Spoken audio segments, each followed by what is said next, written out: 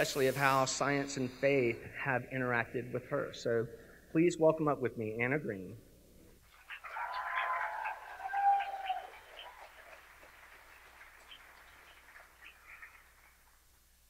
Hi, so I'm Anna Green. Like you said, I'm a UNCW student majoring in marine biology, and I'm graduating in December, so it's kind of scary.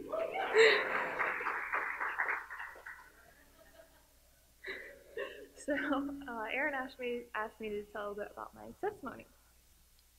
So I got saved when I was around 13 years old, and I grew up in a conservative Christian home. So that means young Earth creationism was all I learned. They just taught me stuff against evolution, but never allowed me to question evolution, or actually never question the creation idea. So everything was fine. I was homeschooled, so no one ever really questioned my beliefs. And so I went to community college. Again, no one really questioned it until Bio 201 with Dr. Phelps. And he so far has been the only professor that questioned the intelligent design theory. Not to mock it, but just question it. And I thought it was interesting. And one of the things that he brought up was how mutation is the way evolution works. You can't have evolution without mutation. And for me as a student, I was like, that's possible. Like if you have enough time, you have enough chances, of course evolution could work. So this kind of rocked my world a little bit, because I was taught that Genesis is literal, it's not poetic, it's actual days. Sorry, got a text. Roommates. So it kind of shook me, because two truths can't be true at the same time. Like I've been taught in neurology, the earth can't be flat and round at the same time. It's just not possible. So I went, like any true scientist, I went and I asked questions. So I went to my dad, because he's also a scientist. He studies soil though, so it's not as cool as marine bio. But anyways, so I asked him, and I don't remember exactly what he told me. So, but I remember it was on the lines of more logical than actual concrete evidence, and that's what I needed.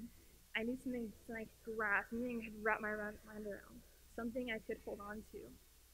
And he was more like, I don't think microevolution, you can see it, and even, Bill Nye doesn't know the origin of the earth. I'm like, he didn't really answer the question. So I went on, doubting, whether the existence of God, and etc. And so Mom's like, well, why don't you go online and search and stuff? And I was like, okay. And I was also I was pessimistic about it, because I'm like, there was information out there against mutation. Wouldn't we know about it? Wouldn't we stop teaching about mutation? So I went to Answers in Genesis, typed in mutation, and I found an article, and it had math, which I don't know about y'all, but that's beautiful, because math doesn't lie. It can't. 2 plus 2 is always going to equal 4. So it just can't lie. And so that's what I found very beautiful about it. And that's that incident didn't give me proof. It gave me proof against evolution, but also gave me more support for the creation theory. And so because of that, I am now okay and willing and asking that people ask me questions, and I ask myself questions too. So about my story, let me introduce Dr. Zino. So Dr. Zino is an engineering manager at GE Hotchkiss Nuclear Energy. I'm sorry. And he has got his bachelor's degree at NC State, his master's and PhD at Georgia Tech Institution of Technology. And also, for the past few years, Dr. John Zino has been passionate about science and faith and helping others learn that. I've also had experience working with Dr. Zino, and it was a pleasure. He and I did a science talk over the summer, and he's just very passionate about helping college students, homeschoolers, public schoolers learn more about science and creation. So, welcome, Dr. Zino.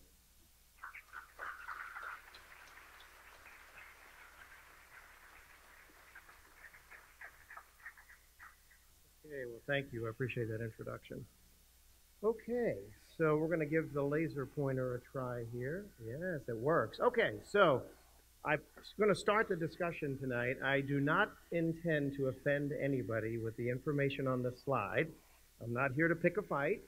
I'm not here to start a riot. But I am here to challenge you to take a look at this slide. What you'll see here is the way popular culture and society views the apparent conflict or war between science and faith, right? I think you've probably recognized some of this or have seen it on Facebook and the internet and social media. This is a very popular cultural narrative that somehow science and faith or science and God have to be at war with one another, that the two cannot mutually coexist. So when we talk about this tonight, and as was mentioned, there's going to be several other speakers that will come up after me. We're going to challenge that assumption a little bit because it's our contention, and certainly my contention, that these two things are not in conflict or at war, but there is a war that's going on, and you need to know what that battle is. So part of the discussion tonight will be to hopefully clarify a little bit about this supposed war, but also to help you recognize what the real conflict is, so when you see it, you can identify it for what it actually is. So, okay. So one of the problems with this supposed war between science and religion is that it has a lot to do with worldview and philosophical worldview. So I've got a couple of questions up here. I want you to think about this for a second. So I've got 3 questions listed here. You can read them for yourself. So how do you think people in popular, cultural, secular society, in general, would answer questions such as this? If you went up to somebody on the street, maybe at UNCW or at work, and said, hey, do you think it's wrong for ISIS to, kill non-Muslims? Or, what do you think about Christianity? Is that true for everybody? Or is it just true for a few people, or what?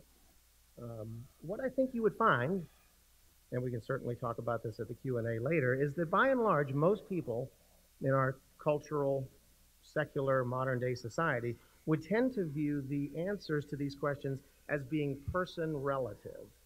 In other words, it depends on who you ask, right? You'll meet many people who say that, well, while I would never commit murder or kill somebody, I can't say it's wrong, for an ISIS terrorist to kill somebody. After all, they're just following their religious belief. And so it's true for them that killing somebody is okay, right? And what you see in our society today is when it comes to moral, ethical, religious, cultural values, we tend to have a very relativistic or person-relative way of looking at it. It's basically whatever answer you give is the right answer for you, but it might be a wrong answer for somebody else, right?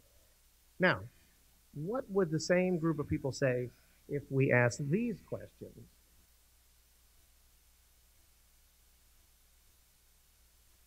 Do you think you'd find anybody who would say, well, gravity might be true for you, but it's not true for me? Or 1 + 1 might be 2 for you, but for me it's 63. Why do we get different answers to these questions? You ever thought about that? And I will say, it's not just unbelievers that perhaps come up with different answers to these questions. I would argue that in some cases, even we as Christians perhaps come up with different answers to these questions. So while it's very common to see people have an objective, clear, direct answer to the science and math-related questions, nobody seems to have a problem with objective right and wrong math problems or science concepts. We seem to have a big problem with objective right and wrong moral or ethical or philosophical questions. And I would contend that we live in a society today that is both modern and postmodern at the same time. Now, a modern view would be the questions on the bottom. That's a modernist view, that that we can know things absolutely. There are objectively right and wrong answers to things. But a postmodern or relativistic view would be the top three questions. Well, Christianity might be true for you because you believe it, but it's not true for me because I'm a Hindu or a Buddhist or an atheist. And so part of the problem that we have in today's society is that whether we realize it or not, many people today suffer from this problem of philosophical schizophrenia. We actually hold in our minds two completely different views and don't even realize we hold those views. Now, I would contend that if I can come up and convince you that there are objective right and wrong answers for these questions, that there's absolutely no reason there shouldn't be objective right and wrong answers for those questions. In fact, it would make perfect sense that there would be. That's the problem. It's not that we have a difficulty understanding science or philosophy. It's that we're using different worldviews to try to understand these issues. Oops, we got to point it to that. So this has become so common in our popular culture that philosophers have actually come up with a name for it. That's how prevalent this is. It's called the fact-value split. And I put a little table up here. You can see what it looks like.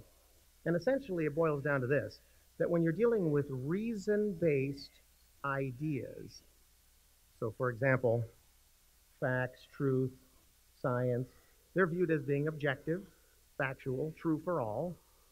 But when, for some reason, when we start talking about ideas related to faith or religious view, somehow it becomes opinion. It's a private, emotional, subjective feeling. It's not a fact. And this is the problem. It's called the fact-value split, and it's actually a very significant issue in our culture today. Move this forward. And this is how popular culture defines the conflict, that you have to choose between faith and reason, or faith and science. Because obviously both can't be true when you compare them in this way and you define things this way. Now, I would argue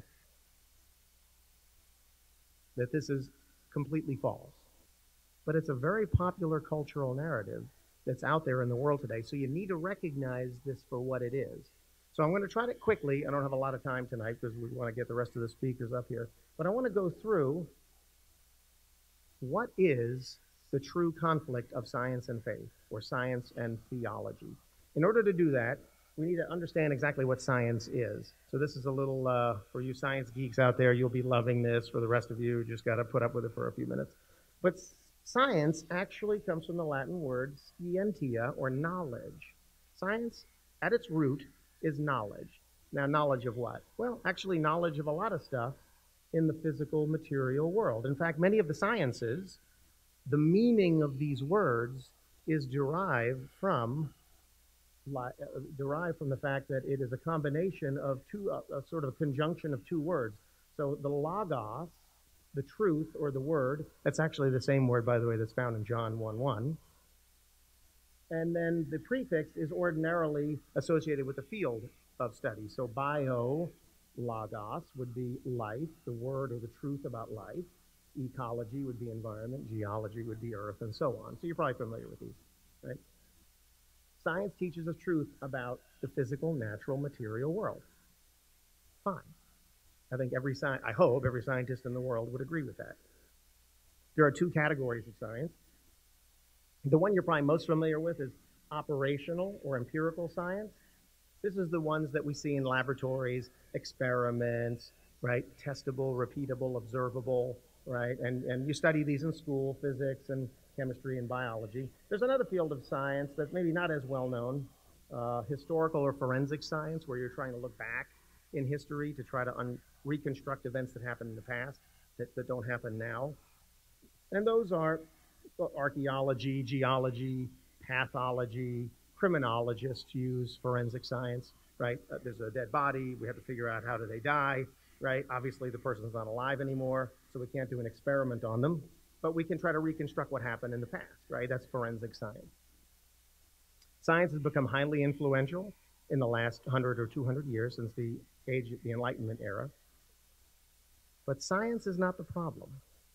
Because science, if you look at these characteristics of science, there's nothing in here that has any moral or ethical or religious connotation. Science is completely neutral on anything related to theology or philosophy or morality or ethics. It's neutral. So the problem is not really science. Not moving forward? Come back. The clicker's not working. There it is. The problem is philosophy of science. So now let's talk about that for a second. This is probably the most important. If you get nothing out of my presentation, which is a high likelihood, high probability, I want you to remember John Lennox, the Oxford mathematician, and this slide. There is a philosophical worldview known as scientific naturalism. It is not science, even though it has the word science in it. It is not a scientific principle. It is a philosophical worldview called material or scientific naturalism. It's the worldview that only the physical, material, natural world exists, and that's all. In other words, there's no supernatural element to reality. The sum total of all reality is what we perceive with our five senses, what we can taste, touch, smell, measure, calculate, evaluate, that nothing outside of nature exists. Now, if you think about that for a minute, that's actually a pretty interesting idea. Because when you look at it, you have to kind of wonder, is there any way that we could prove that idea to be false or prove it to be true? You actually cannot. Because the idea itself is not a scientific concept. The idea that all that exists is nature itself is not a testable, measurable, repeatable, verifiable idea. It is a philosophical idea. Excuse me.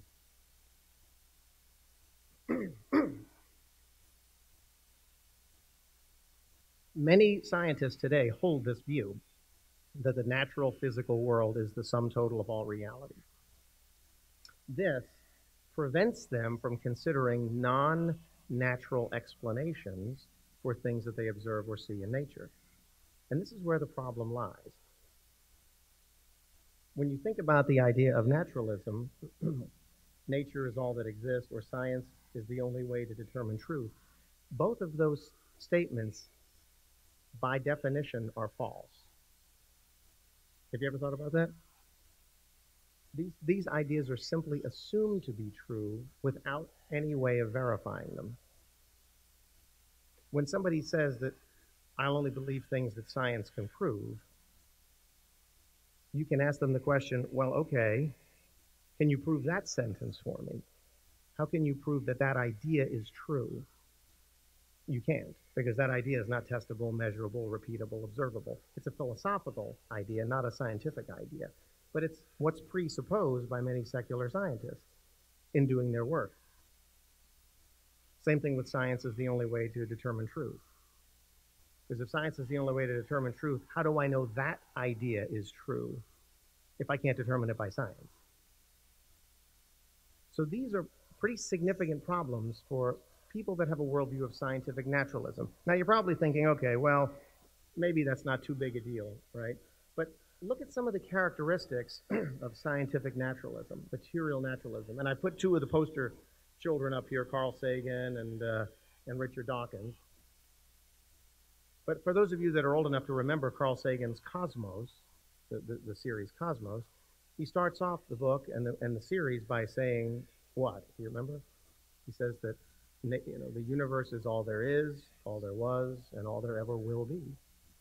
That is scientific naturalism, defined perfectly, that the physical material world is it. There's nothing else. They view all of reality as a closed system, only defined by what can be measured or tested in the physical world. Everything is reducible to material cause and effect. So therefore, things like the soul, immaterial or metaphysical truths, miracles, anything that does not have a natural explanation is just discarded as either being mythical or false or non-existent. So therefore, that would include God, right? Because God, if God does exist, which I think he does, can't be tested or proven scientifically because he's not a physical entity. And as we just learned, science only studies what's in the physical, natural world. So if somebody says science has disproven God, please, please, please ask them how. Because if they can give you an answer, then what they're disproving is not God, because God is not part of the natural world. And science can only test and verify things in the natural world. So by definition, there's no possible way science could ever disprove God, because God is outside the realm of physical reality, which is all science can do, is check and test what's in physical reality. One of the other difficulties with this worldview, and you can see it on right here, and you see this a lot, is that anything religious, philosophical, moral, ethical contribute little or nothing to societal value. It's nothing more than opinion. This is a problem, right? Because we know that we recognize that the truth of Christianity cannot be proven necessarily scientifically, but it is a metaphysical, supernatural truth. But also, and you're going to hear a lot more about this with our next couple of speakers, they would say that, you know, things like a Darwinian evolutionary process created all of us, right? And you'll hear a lot more about this tonight. It generally involves an agnostic or atheistic worldview because God can't exist. And it also encompasses a lot of other areas you might not think about. It isn't just scientists who hold this view.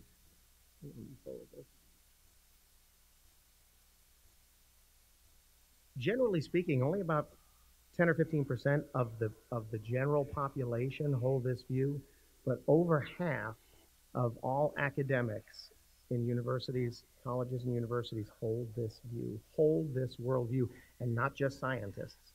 Many, many social scientists, psychology, sociology, history, economics, literature, this worldview dominates academia.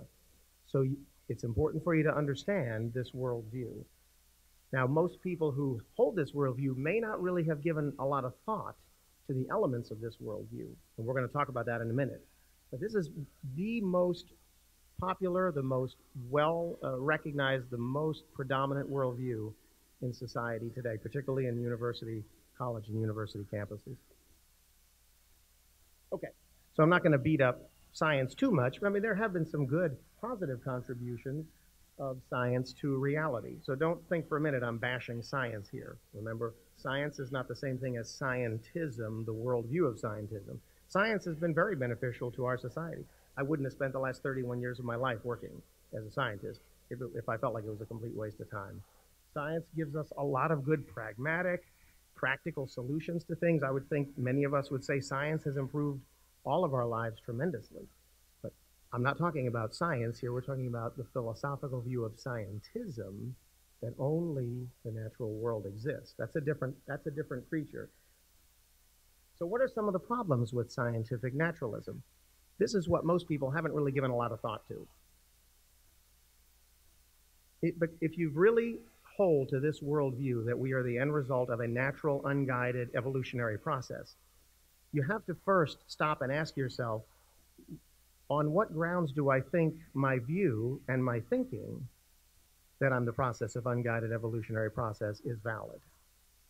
Because the process that created me has no rational or logical basis to exist. It's simply just a blind natural process. It's not intentional. It can't foresee the future. It's just responding to what's going on in nature. So what's the basis for human logic and rationality if the process that created all of us is not logical or rational? Why do we even trust our ability to think in rational terms? How do we even know what we're thinking is valid if there was no purpose for the process that created us in the first place? Things like self-awareness, purposefulness, consciousness become very difficult to explain in a naturalistic world, in a naturalistic view of reality. If this is true, then we really are nothing more than biomolecular machines responding to stimuli, right? If you think about it, there really is no free will. There's no free anything because we don't have free will. We don't have cognitive volition. We don't have free agency. We're just responding to environmental stimuli. Because after all, there is no free thinking. And in fact, many atheists you talk to will say that. They say, well, free will doesn't really exist. You know, it's just an illusion. It's not real. It's just an illusion. But of course, how did they come to that conclusion? Because they either exercise their free will in coming to that conclusion, which kind of says that free will does exist, or they say, no, I was physically, biochemically predetermined, that I'm physically, biochemically predetermined. It doesn't make any sense. There has to be something outside of the natural process in order to explain what's inside the natural process. Pursuit of truth versus pursuit of survival. That's an interesting one. How do we know that we're actually pursuing what's true if the process that created us doesn't care about truth? It just cares about what survives. That may not correspond to what's actually true. Big word here, ontological. That's a term you see a lot in philosophy, but there is no being or essence. We would say as Christians we have a soul, a being, an essence that is different than our physical body. Well, a naturalist would say no such thing, just your imagination. There is no being or essence. You're just a collection of molecules and materials. You can kind of see where that worldview would lead, huh? If we're just nothing more than a bag of chemicals that just happens to be organized in a certain way. Right? That can be a very scary thought. And unfortunately, many atheistic leaders, especially in the 20th century, had pretty much that view of humankind. And I think we can see what the outcome of that thinking is, right? If there is no soul, if there is no human value, if we're just chemicals, then there's really no moral problem with taking a life, because all you're doing is returning the chemicals from one state to another. There's no being, there's no essence, right? We have no soul. So this is a serious problem. This worldview is a very, very serious problem for us as Christians to recognize. There's no basis for moral or ethical judgments, none whatsoever. No ultimate justice for evil. That's a tough one. That's a tough one, right? Because again, we were formed by a natural process and we die by natural processes.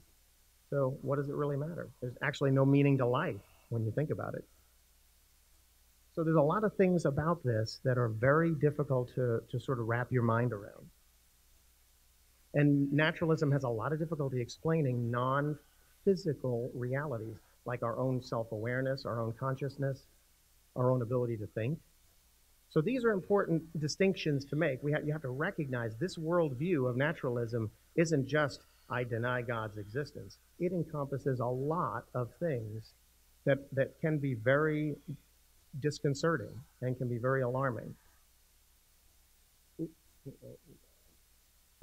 Okay, so here's a side-by-side comparison of what the Christian worldview looks like versus what a naturalistic worldview looks like. I'm not going to read all of these. You can look at them. But when you look at it, it's really astonishing, quite frankly, that anyone would reasonably think that the worldview of naturalism makes any sense at all. I mean, am I to believe that the ordered and structured and finely tuned universe is an accident? Am I to believe that life emerged by necessity and chance from non-living matter? That the mind, a conscious, self-aware, rational mind, was made by an unconscious, unaware, irrational process? How is it possible? It's really interesting. The one of all the ones on here that I really find most compelling, and this kills me to say this because I'm a scientist, is aesthetics. The recognition of beauty. Have you ever thought about the recognition of beauty? Why do we see the Grand Canyon as this majestic, breathtaking, incredible natural wonder, but yet we look at a pothole in the road and we're repulsed by it? They're the same thing. One's just bigger than the other, right? I mean, the Grand Canyon is a hole in the ground made by water, and a pothole is a hole in the ground made by water. There's no reason one's just bigger than the other. There's no reason we should look at those any differently, but every rational person knows that they're different. There's something different about that. On this worldview, the Mona Lisa is just colored pigment on a canvas. I mean, that would be the same thing as me grabbing my hand with paint and just rubbing it all over a canvas. That should produce the same effect as the Mona Lisa. Because after all, if physical material reality is all that exists, it's just colored pigment on canvas. But yet we all know that's not true. These are very, very clear pointers that the worldview of naturalism has a very difficult time explaining what we all know as metaphysical truths to be real, even though we can't prove it scientifically or test it empirically. Okay, so is it possible to be a Christian and a scientist? I would say yes. I could have made 6 slides like this. I stopped at 1 because I figured you'd get the point.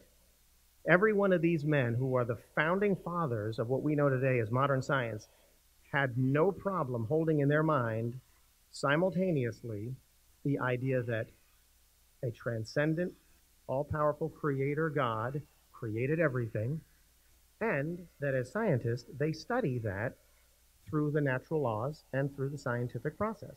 They had no problem at all with that. This idea of scientific naturalism has only been around a couple of 100 years.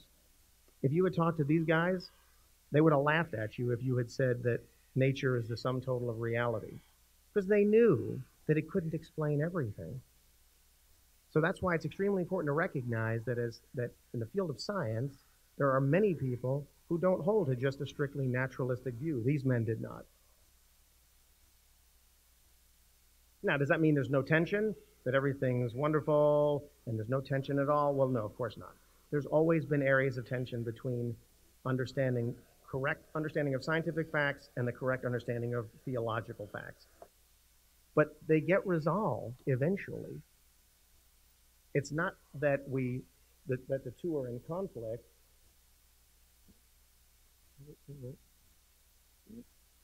There we go.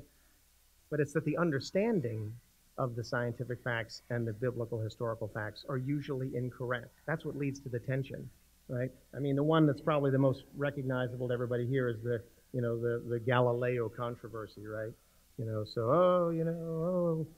Galileo, he said they proved the Earth was not the center of the solar system and the church couldn't handle it. Well, guess what? When Copernicus proposed his heliocentric model, he got far more pushback from the scientific community than he did the religious or theological community. That model, the geocentric model, had been around almost 1,500 years. That was a big deal. But guess what? People were misunderstanding what was in Scripture, thinking that it meant the Earth was the center of the solar system. But similarly, for centuries, scientists thought the universe was eternal and steady state. But since the 15th century BC, the biblical record has always known that the universe began to exist, created by God. But eventually, science caught up. It took 20 centuries, but they got there, right? Because evidence started to become available that, wait a minute, it looks like the universe did come into existence after all. Maybe it's not eternal. So these conflicts always get resolved eventually once the scientific and theological facts are both understood. The big one today is this one at the bottom, and my 2 speakers after me will talk about this quite a bit. Okay, so I want to wrap it up. So some final thoughts. Science and faith, not in conflict. Science and Christianity, not in conflict. What is in conflict are worldview philosophies of theology, Christian theology, and scientific naturalism. That is the conflict. It's not a conflict of science and religion. It's a conflict of science, worldview of science, called naturalism. The possibility of a world outside of nature doesn't in any way invalidate biblical Christianity. In fact, just the opposite. I would say it supports it very strongly. When you look at the organized and repeatable structure of the universe and of the human body, and of nature, and you're going to hear about this in the next few speakers, I think it actually points toward a creator, quite frankly, rather than away. And science and theology do answer different questions of life, so it's important to remember this. Science is wonderful at answering the mechanistic how things work, but science can never answer the why things are the way they are. My son, when he was 5 years old, he said, "Hey, Dad, what's gravity?" And being a scientist, I love that question. I spent 20 minutes explaining Newton's 3 laws of motion, and after about 20 minutes of listening to me, he goes, "Okay." He goes, "I have one more question." I said, "Sure, what is it?" He says, "Why?" I'm like, "What do you mean, why?" He's like, "Why? Why does it work that way?" No answer. Science can never answer the why. It can only answer the how. Scientists who view Christian reality do not limit their worldview to only the natural world. And as Augustine said, all truth is God's truth, no matter where it may be found. Okay. I think we're going to take questions afterwards. Is that right? Yep. Okay. All right. Thank you very much.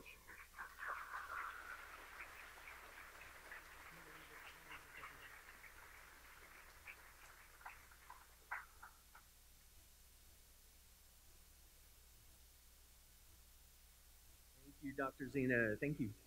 One thing I love about that is it helps to split those two, science and scientism. When you see the philosophy behind scientism, it really frees us up to love science more. So I love that. Thank you. So we're just going to keep on going, but I'll let you know you can take a break at any time. The restrooms, again, are out these doors and to the right.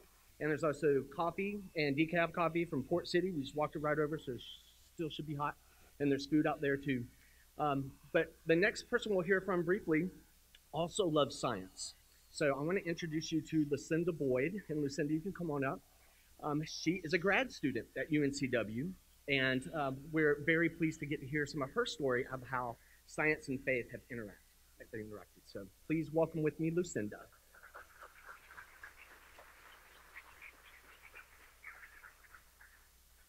Shane shared with us while he was traveling, he had met a young lady and she had found God, or she had came to the realization that there was a God after 2 years. Well, wait till you hear my story. It took me 25.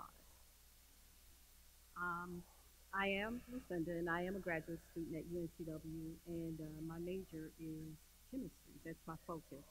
And I do believe in God, and I do believe in science, and I have no problem with it in my heart or in my mind. They do cohabitate very easily. I took a few detours before coming to Christ, and these detours, like I said earlier, they did last 25 years.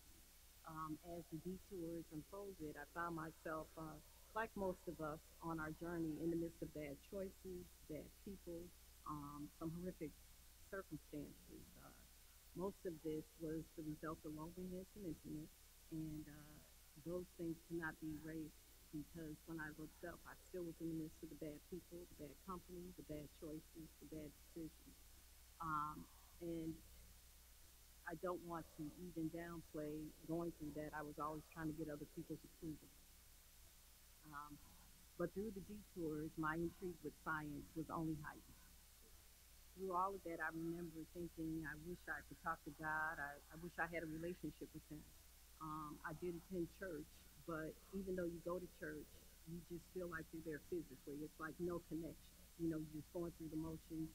Your family goes, your friends, they may attend, but you yourself, you just have no physical or psychological connection. But I remember my mom, who was very much a Christian, and she would always say, you never have to say the words, you never have to feel as though you need an audience with God, because He hears and He sees it all. He hears your thoughts, He sees right through to your heart, and I badly wanted Him to see my heart. My process was gradual in coming to Christ, and I thought that I was beyond hope because, like I said, I was older. And not only the age, but the many mistakes that I had made. But those mistakes could have been much, much worse. The slips and the falls could have been total wipeouts, but they weren't. He was always there, and I came to realize, because I'm here, I'm standing and I'm in my right mind and I am very healthy. He always has been there, and I came to realize that I couldn't do it all by myself. I also came to realize that if there was no God, then the mistakes and all the stupid things that I did over my life, they would have taken me out. Um, I was afraid to admit it, though, that I needed help and that I was lost. But my journey to school, to building up of my faith and my scientific development were really all a part of God's plan.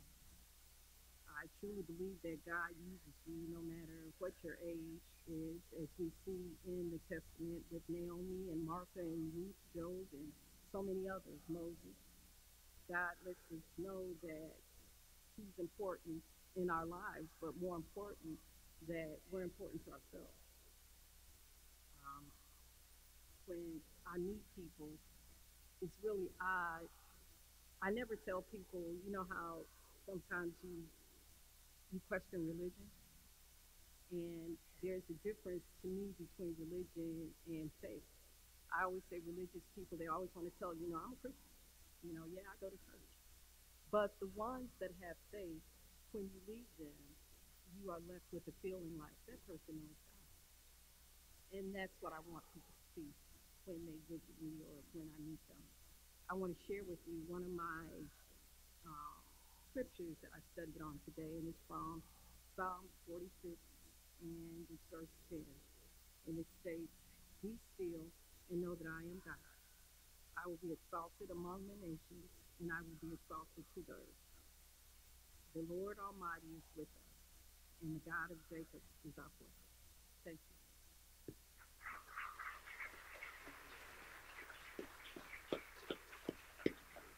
Thank you, Lucinda. The difference, faith. That person knows God.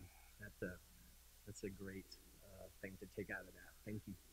So the next speaker we get to hear from also knows God.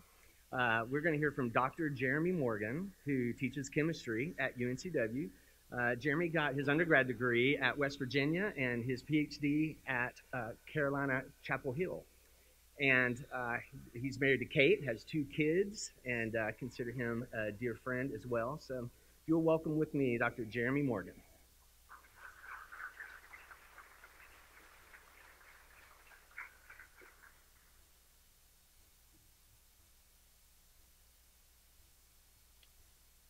Thank you very much, Shane, for the introduction. Thank you for coming out tonight.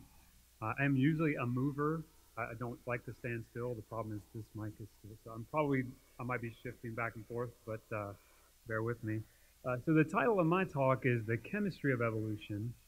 I'm an organic chemist, and so this really goes to the field that I study. And as I've studied chemistry over the years, really what that's led me to is the second part of my title, which is that really this is more of an evidence of a creator than for the theory of evolution and this idea of naturalism that John spoke about previously.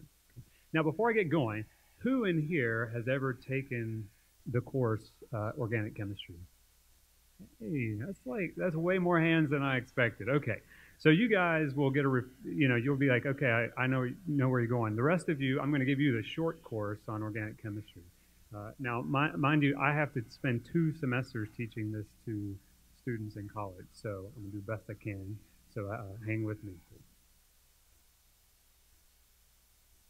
There we go. Okay, let's start with something that's a little more down here, not where organic chemistry resides. And there's a reason only certain people do it. If you were going to build a house, how would you approach that? Now, I know most of us wouldn't actually build our own house. Some of you might, but we would start with a plan, right? I mean, a builder doesn't just walk onto a plot of land and just start building. He has a blueprint, right? So you have a plan. Okay, once you have your plan in place, you need materials, right? That's a little small, but most of the houses around here are built on concrete foundations, right? So you need to pour some concrete, mix and pour some concrete. You need wood, you need nails, you need tools, right? Now, if I told you that I was going to take all of that material and I was going to go lay it out in a field somewhere, and I was going to leave it there for 1,000 years, You think I would have a house when I was done? No, right? Yet when we look at life and at living systems, um, we are science is prone in the naturalistic view to come to that conclusion. Right? We need these building blocks, and if we just had them together somewhere, then life would just spring out of nothing. Okay? The thing that we'd be missing work or taking energy and converting that into work and putting up the house, right? So this is a group of kids working on a build that I was at in Guatemala, or in a great organization called Pray America. A pretty simple house that we build down there. You see the concrete foundation just like here, some wood walls, and then when we're done, we put a tin roof on top. Okay, you can't see it in this picture. There's a guy who looks pretty lazy right there. That's actually me. But when you build a house at like 8,000 feet elevation in 4 hours, you're pretty tired. Okay, and so that's the piece that's missing. Go back. Okay. Right. So we need the blueprint. So I talked about that, and you also need work. Okay, and that's pretty much to build anything. Pick it. I picked a house, pick a car, pick a plane, anything, any type of device, and you need these things in order to make them function. So if you're going to talk about a cell, you might imagine you'd need the same thing, right? But the naturalistic view is that we just had the building blocks and they sat around and eventually they came together. So what I'm going to do is I'm going to approach this from the aspect of chemistry, since I'm a chemist. Okay, so it's going to be fun. And I know it doesn't sound fun, but it's going to be fun. We have to start all the way back at atoms. So you've learned this before, but we're going to go through it again. Okay, so I study organic chemistry, and organic chemistry is basically the study of carbon compounds. Okay, so carbon is one of the elements. It's that one right there. And this periodic table basically shows if you collect, it's a database of compounds, all the compounds known in all the world. You see in the z-axis, the one going up, all the compounds that have carbon are there. So like a mass majority of the compounds we know have carbon. It turns out carbon likes other atoms, hydrogen, oxygen, nitrogen. Those are the big ones there, okay? And so if you take those atoms and you start to piece them together, you get to things called molecules. So you may hear this floating around in science, okay? But that's all it is. It's a group of atoms collected together and hooked together, and we'll talk about that in just a second, about how we get there. Okay? So let me show you how we draw these molecules. I'm only doing this for the sake that I'm going to draw some more complex things, because living organisms are really complex, right? So I have to show you some more complex things, so I need to at least give you a framework to think about this. That's the structure of methane. That's natural gas, okay? So if you use natural gas in your home, that's what you're burning. That's the molecular formula. What that means is if you add up all the atoms in the molecule, you just put them in order there, and so it's CH4. But that's not what it really looks like. It actually doesn't really look like this. But this structure here is what we call Lewis structure, and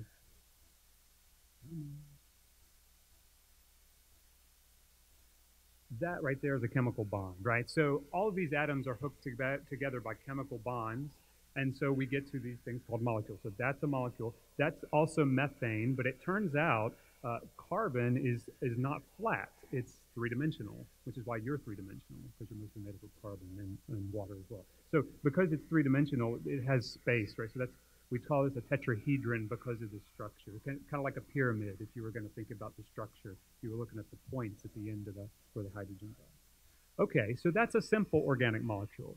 Now let me show you a biomolecule. Confused yet? Yeah, that looks, even organic chemists don't like to do that. I drew that intentionally to show you all of the atoms in cholesterol. So that's the structure of cholesterol. The molecular formula is down here. That's just one molecule of cholesterol, okay? Now, the reason I show you this is because we don't do this in organic chemistry when we can. We shorten it. We come up with all sorts of ways to be lazy, basically. So we don't like to draw out all the atoms. So what we do is we draw another form of this called the skeletal form, which just removes all of the carbons and hydrogens, okay?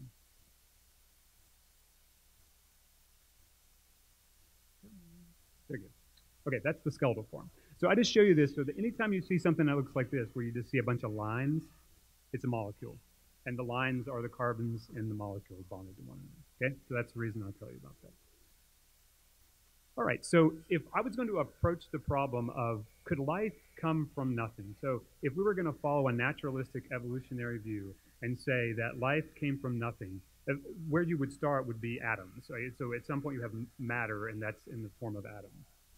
And so what's the chemistry required to do that? So that's the exercise I'm going to go through for the rest of the time we have tonight.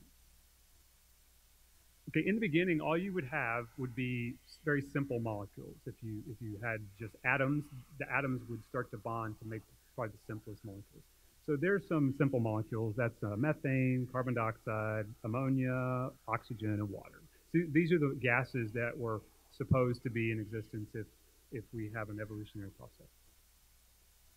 Okay, you need to take those those molecules, small molecules, and you need to build bigger molecules for things that you may have heard of that you need to have life, right? You need amino acids, you need sugars, lipids, those are fats, another term for fats, and DNA bases. So you have to build up the structures to make life.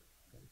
Well, Miller's experiment is a famous experiment that I'm going to talk about that if you went to public school, you probably learned that experiment. So their argument in Miller's experiment is that you can get to the building blocks of life. So we're going to talk about that.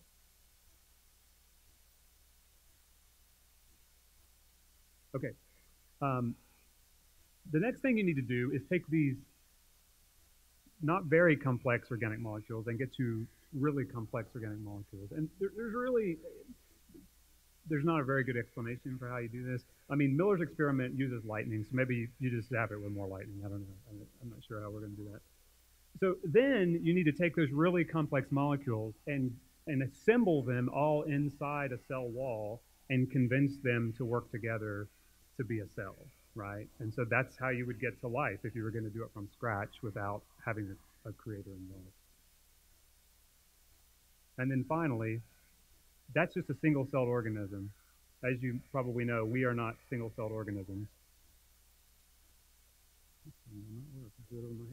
So then you need to get to multi-celled organisms that have all sorts of functions, right? You're very different than a single-celled organism, right? So how do you get all of that function? I probably am not going to have time to do much effort down here. We could always do that in Q&A, but there's serious chemical problems with this. Okay, so over there on the right, this is what's supposed to happen. You take gases, and if I can get these slides, take gases, you hit them with lightning and whammo, you have a cell, right? So that's basically the view, for the most part, of evolution. Okay, so here's Miller's experiment. So this is what they did. They took those gases that are molecules that they said, okay, this is what we had when the Earth cooled. That's all we had. And we're going to zap it with lightning because we need energy to make new things. Okay? And success. This is what they call success in this room. This was done in 1953. You get these two molecules. Now, these are technically two molecules, and I'll explain why in just a minute. You get glycine. That's an amino acid. And you get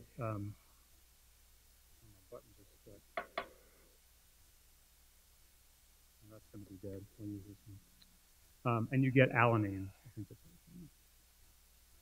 okay, so look at the percentages of the two. So they actually did this experiment in the lab. They get what, so when we do chemistry, we try to get what we call 100% yield. That means if I take this material, I want to convert it to this material, I want it all to go to the end, right? So that's 100%. Their yield on that is 2%. So that means 98% of the atoms went to just gunk. But hey, we fished out 2% of those amino acids. Success, right? We now have the building blocks for life, therefore evolution must be true. This is the way it's taught in public school, in biology class. Okay? So there are some serious problems with this. Number one, at the bottom, I say that basically this is way far away from life. That we are not even close to a living cell. Okay? Number two, this experiment has been reproduced by other scientists. They've only ever produced about half of the amino acids. So, in other words, we haven't even produced all the 20 natural amino acids you need for a living cell to survive. Just like I said, less than half. But yet this is evidence for life. And then finally, notice these are amino acids. What about proteins, right? So you have to have these to make proteins. What about sugars? Didn't make any sugars. What about fats? Didn't make any fats. So I'm going to go through and tell you, you need all those molecules at the bottom to get to life. So we're missing a whole bunch of things. Okay.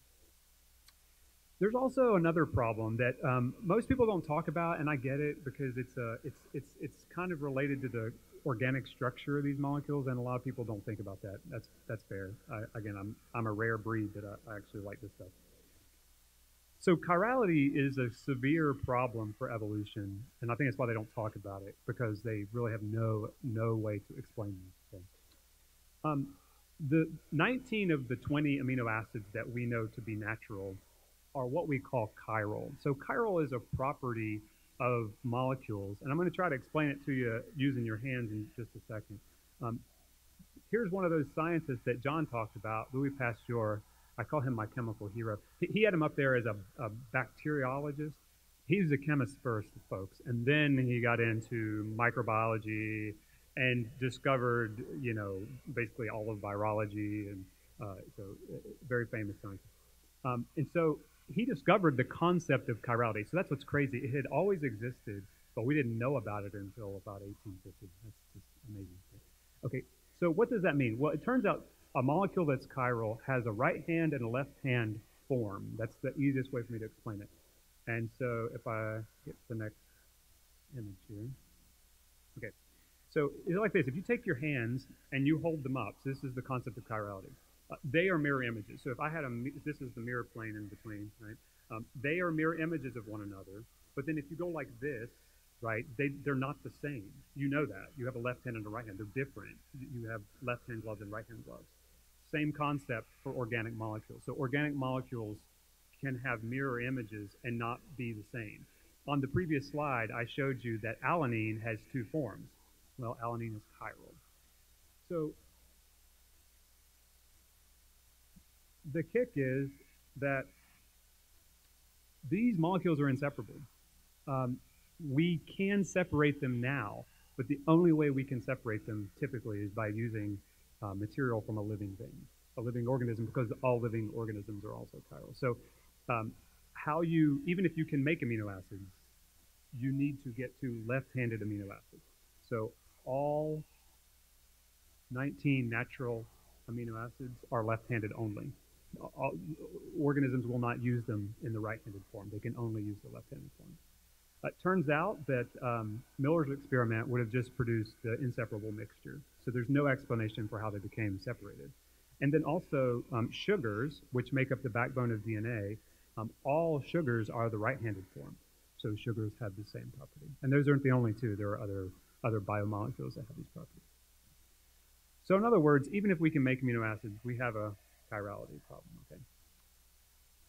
Okay, but let's assume that we can actually do that, right? So let's say we can get some amino acids and we can come up with some way to make them left-handed, which I'm arguing you can't.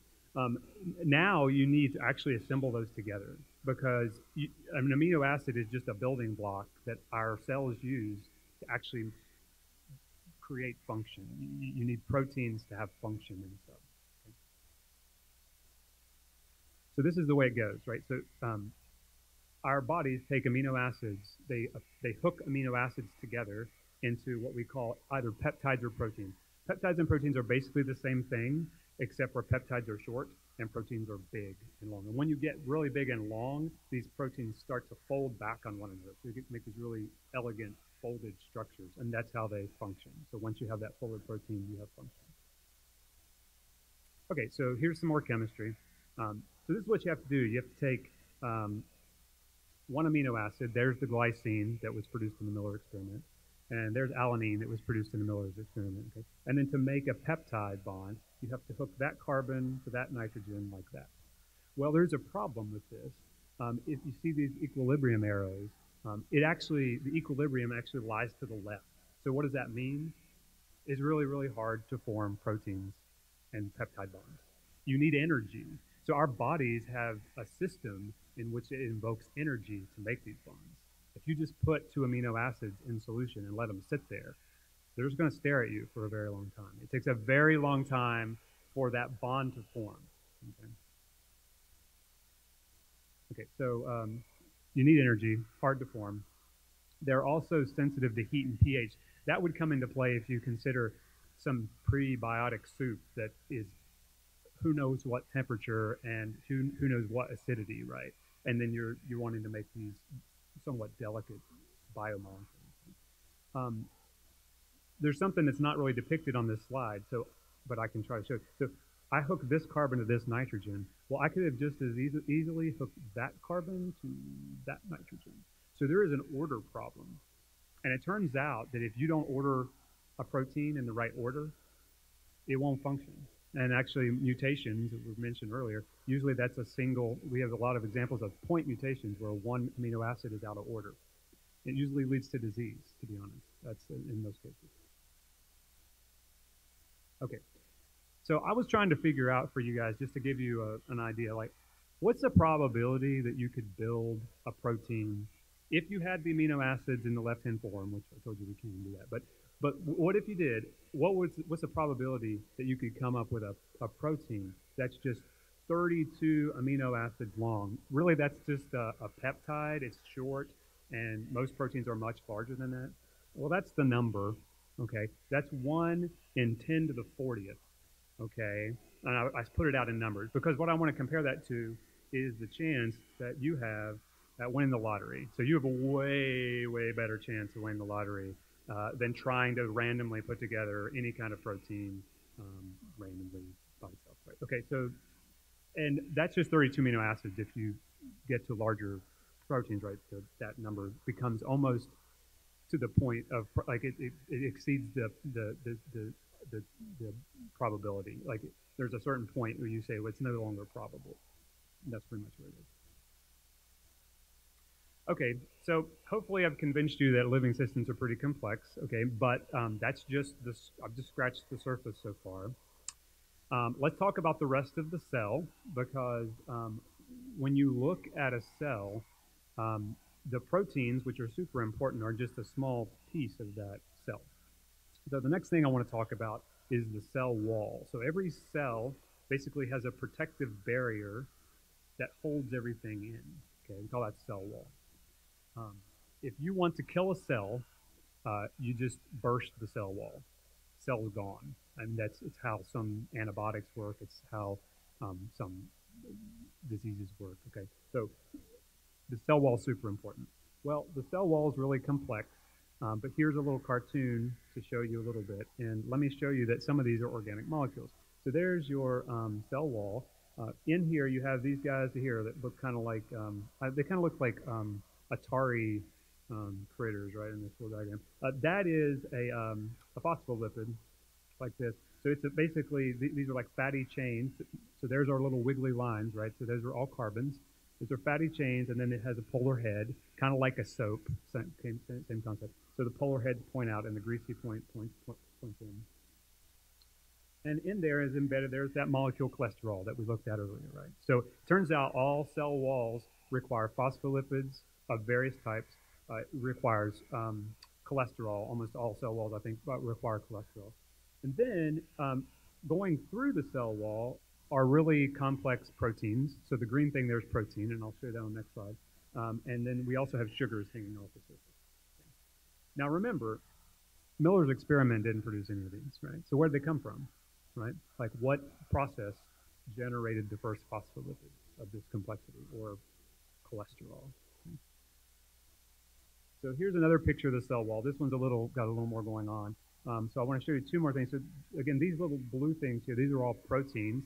You can have proteins that go through the cell wall. You can have, so when you hear about a channel in a cell wall, like that pumps stuff in and out, that's a protein. This is a helical protein. And on the ends of some of these proteins, so this is right here, it's called a glycoprotein, you have these groups of sugars hanging off the end of the protein, okay? It's all organic, okay? All organic molecules. There's your protein. Now, that protein is about 700 or so amino acids. So that's 700 amino acids hooked in a row in a precise order, and then it wraps around on itself to build that structure. So you don't see the carbons there because when you get into biochemistry, they get so complex they just show us ribbons. They delete all the carbons.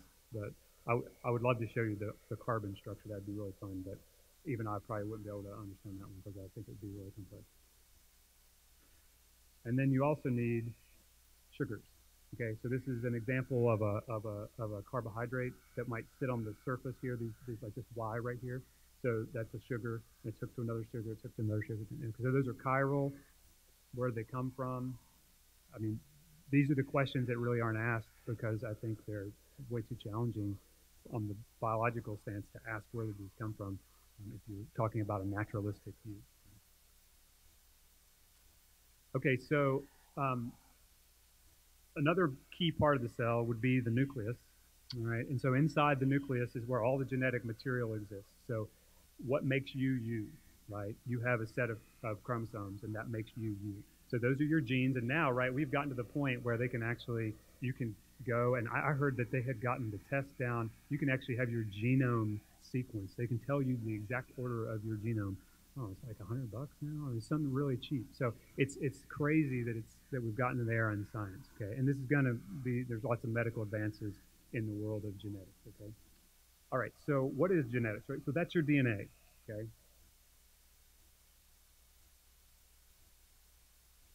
So DNA are strands of base pairs that are attached to a sugar phosphate backbone. So what is that? Well, I'm going to show you the structure of the bases. There are 4 bases, and those 4 bases repeat over and over again. And along the backbone are sugars, and those sugars hold the bases in place.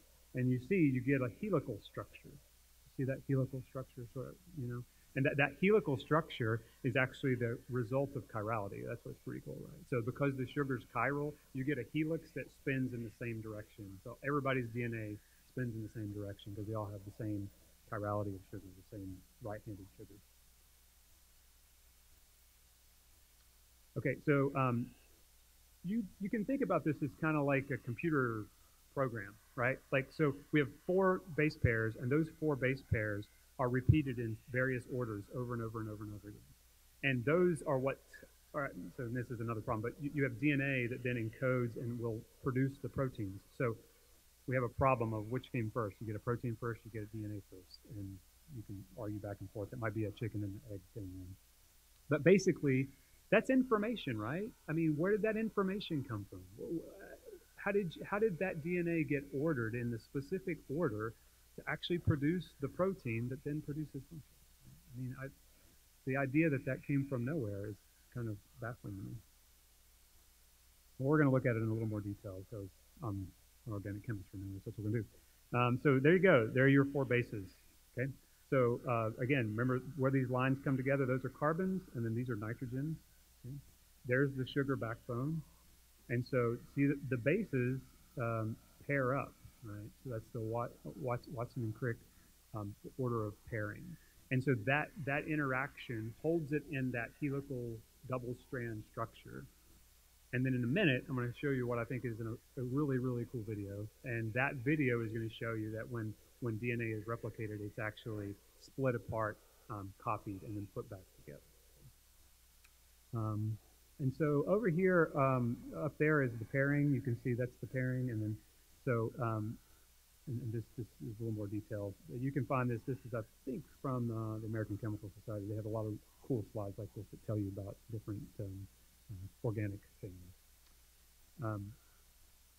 Okay, so this is the chance I'm going to get to show you a video. So we'll have to get this going. I had it linked in here and it didn't work. This is a really cool website down here, dnalc.org. They have a lot of these videos that I'm about to show you, but I'm going to walk you through one video because I just think this is phenomenal. And they have a voiceover, but this is hopefully turned off. Is the voiceover turned off? Okay, this is like molecular modeling used. That's replication of DNA. So every time a cell splits, it has to do this. Okay. These guys here, these are all proteins. And the things flying off and coming in, those are all proteins. And that's the DNA going in. Okay. So it's feeding in the old DNA. It's splitting it apart into 2 pieces, the protein is. All right, and then it's sending it off in 2 ways. So there's this protein here, which is splitting it, and then it's going to single strand, and then it's being copied into 2 different ways. Okay? This protein here is called a helicase. it said it in bacterial systems that protein spins at 10,000 RPM. That's the speed of a jet engine. Okay? It's pulling in the DNA and splitting it, okay? And then it's being copied in this direction and in this direction. So when you split apart the DNA, it has to be copied in two different ways. So the bottom strand is called the leading strand. And so as you see, it just funnels it off. And this is another protein that's grabbing more DNA bases, and it's appending those together, and it's spinning off the leading strand. Okay? So there's the leading strand polymerase. That's a protein that's doing that. Okay, then on the back side is a really complex, what I think is a really complex mechanism, right? So basically, it can't add the bases in the order that it's coming out. So this protein grabs it and it copies it backwards in the right direction. So it can only copy in one way. So it copies one strand forward and it has to wrap the other one around and copy it backwards. It's called this Okazaki fragment. Now in this video, the best line, and I'm not going to say it exactly right, it basically says, we have deleted most of the complexity in this video just so you can understand it. That's basically what the video says. So, right, because these single-stranded DNA fragments are extremely labile, and so there are proteins that are not in the video that are basically shielding that DNA as it comes out. Okay. And so that's a living system. The idea that just springs up by itself, right? And of course, the question comes: which one came first? Was it the proteins or was it the DNA? Okay, I think I'm about out of time, so let's go on to my conclusion slide. I have some more stuff here on mutation, and if you have any questions on that, I'm glad to answer those in the Q&A, okay? So from all of this that I've talked to you about tonight, I would just stand here and say that I can confidently argue that science demands a creator, okay? And chemistry specifically points directly to a created cell or life. Organic chemistry doesn't support the idea of randomized assembly of life, of molecules that lead to life. The idea that even if we were able to generate these, that they would come together in a way that actually produced function with the right information in the right place, that just points straight to God as a creator. I would say that I'm fortunate to get to do what I do. I do what I love. And every day I get to go to work and I just get to view science in a different way, right? I get to view science in a way where I just give God the glory. And I'm like, I'm kind of in awe. And when I discover something in the lab, I'm like, God, I already knew that was going to work. And so I get to be fortunate enough to go in the lab and like discover some of those things. And it's a lot of fun. So I'm going to leave you with this passage I'm going to read to you. So this is in Romans 1:1-20. So for ever since the world was created, people have seen the earth and sky. Through everything God made, they can clearly see his invisible qualities, his eternal power and divine nature, so they have no excuse for not knowing God. And then in 25 it says, they traded the truth about God for a lie. So they worshipped and served the things that God created instead of the Creator himself, who is worthy of eternal praise. Amen. Thank you.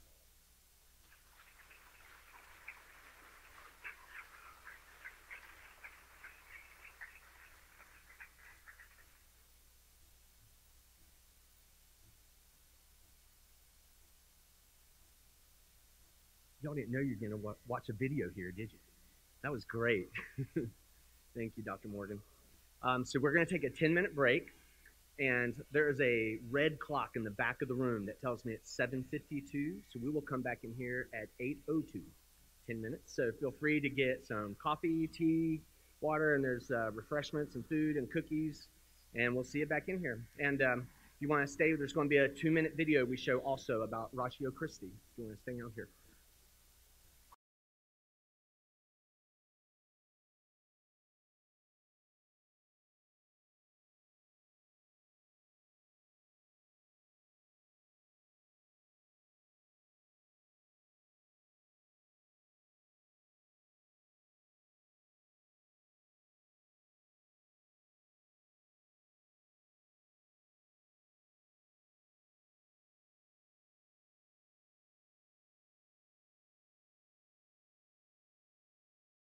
Engineer Corps and is a registered professional engineer.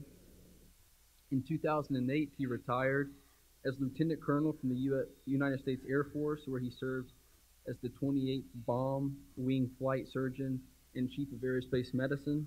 He is the author of a number of books, including Made in His Image, Examining the Complexities of the Human Body, Clearly Seen, Constructing Solid Arguments for Design, 5 Minutes with a Darwinist, and he's here with the Institute for Creation Research. And so before we get started, we're going to show a clip from Ratio, and then Dr. Randy will start his presentation. As Christians, we build our lives around faith in God's Word, which is easy when we're surrounded by fellow believers.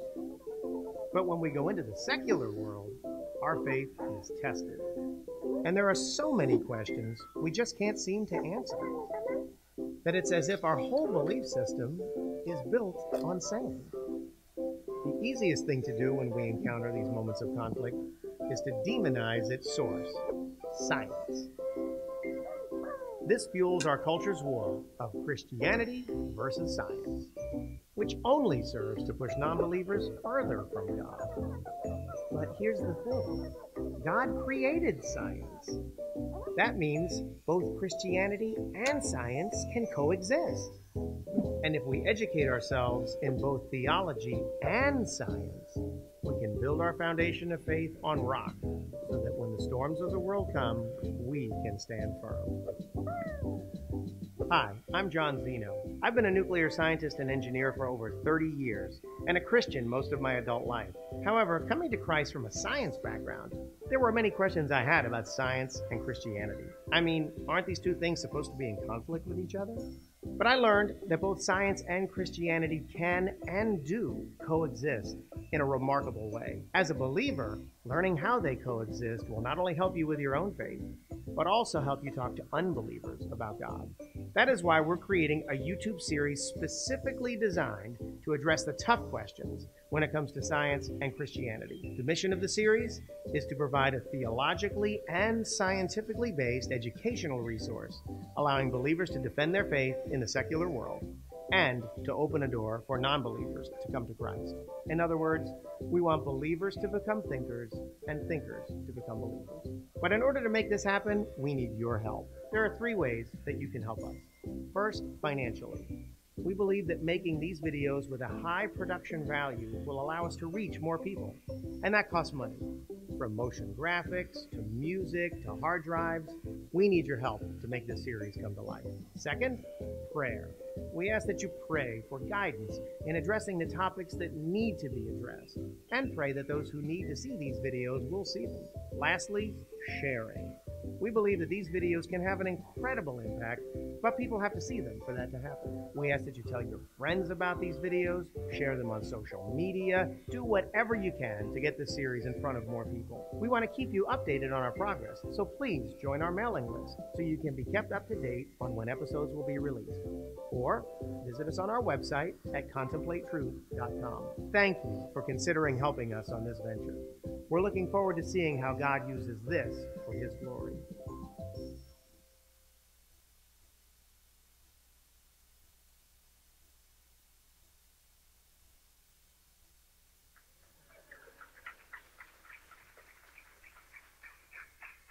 Wow, thank you so much. Thank you, crew and Ratio Christi, for setting everything up, the branch for making the church available. Dr. Zino, what a wonderful talk. Dr. Morgan, thank you very much for setting everything up for tonight. And thank you guys for being so tough. I mean, look at the time. It's 8:10 on a Sunday night, and you're still here. I don't know whether that means you're really smart, or whether you're just gluttons for punishment, or you have like these masochistic tendencies, whatever it is. But thank you guys for hanging out. Someone's sitting there saying, yeah, he is like a masochist. I can see him over here.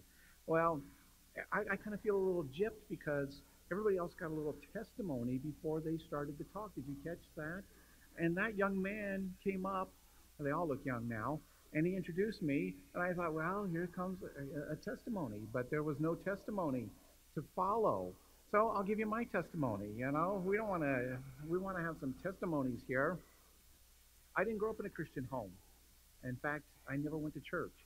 And you might be find that hard to believe because like everybody goes to church at least sometime, on Easter or Christmas and things like that. Not me. And it wasn't that I didn't believe in God. I firmly believed in evolution. But I did believe there was a God, but just never went to church. God wasn't in my thoughts at all. And all of that changed due to a scheduling change in my senior year of high school. From about 8th grade until senior year, I was addicted to a class, and I don't even know if they teach it to young people anymore, but it was called wood shop. I was like a wood shop junkie, and even when I wasn't getting credit for it, I went in at lunchtime and I hung out in the wood shop and I made all kinds of projects. And then for some reason, the last semester of my senior year of high school, the shop teacher said, the rules have changed and you can't take shop anymore if you're not enrolled in the class. So I had to do something I hadn't done in a long time, and that was go to lunch. And so I went to lunch, and you get the little tray. This was back a ways, and they plopped the food in the little containers on that. And I looked down, boy, I haven't been missing much for the last 5 years. And so I went to a large high school, and there was a big commissary with tables where all the students were there. And so I got out, and I hadn't been doing this for a while, so I'm a young man, and what am I looking for? That's it. Who said girl? That's exactly right. I told you I'm a young man, so I'm looking for a girl, of course. I'm looking for a girl. And who isn't? Anyway, and so I spied a gal. I thought, wow, she looks pretty good. I'll go over and sit down next to her. And I sat down the tray and I started to talk with her and tease and joke and talk and tease and joke, and that's called flirting. Yeah, there you go. Some of you, it's like been a while, but it'll come back. It comes back. So you flirt. I don't know if they do that at UC Wilmington or not, but it's probably a standard fare across cultures that you flirt. And gals probably have figured this out already, but guys flirt for a purpose. There's always a goal to the flirting. And that goal is to get the girl to say what? You ask her a question, you want her to say yes. This is yes. Whatever you ask her, you want her to say yes. And if you're good enough at flirting and you apply your flirting ways well, and I was a pretty good flirter, then when you ask her, she'll say yes. So I called this gal up after flirting for a few days and said, I'm going to date myself a little bit here. I said, would you like to go roller skating with me on Friday night? And she had become a Christian only about 6 months before my phone call. And her Sunday school teacher had been telling her you should only date Christians. But she's not like a real savvy Christian yet. So she doesn't know any tests for Christianity. So she tossed out like a real quick test. She said, well, I'll go roller skating with you if you come to church with me on Sunday. She thought if I said I'll go to church, that's because I was a Christian. I said, sure, I'll go to church. Not because I was a Christian, but because I thought, wow, guaranteed second date. I mean, look at this. This is, I've never had this. It's great. If I bomb on Friday, I'll just make up on Sunday. And I said, sure, I'll go to church with you. And even as a non-believer, I knew they didn't hurt you in church. And so I went to church, and she went to a good Bible-believing church, and they preached the gospel. And I heard the gospel. And it went in one ear and out the other. It's just like, okay. But I still liked her. So I called her up and said, would you like to get pizza with me on Friday? And she said, I'll get pizza if you come to church with me on Sunday. I said, sure. Thinking, wow, this is easy. This is easy. So I took her out. We had pizza, had a really good time, and drove her home, parked in front of her house, turned the car off, and she looked at me real serious, and she said, Randy, there's something I need to tell you. And I thought, oh, best guy she's ever dated, best time she's ever had. Something with best in the sentence was going to be there. And she said, Randy, you're going to hell. What? Where did this come from? I'm going to hell.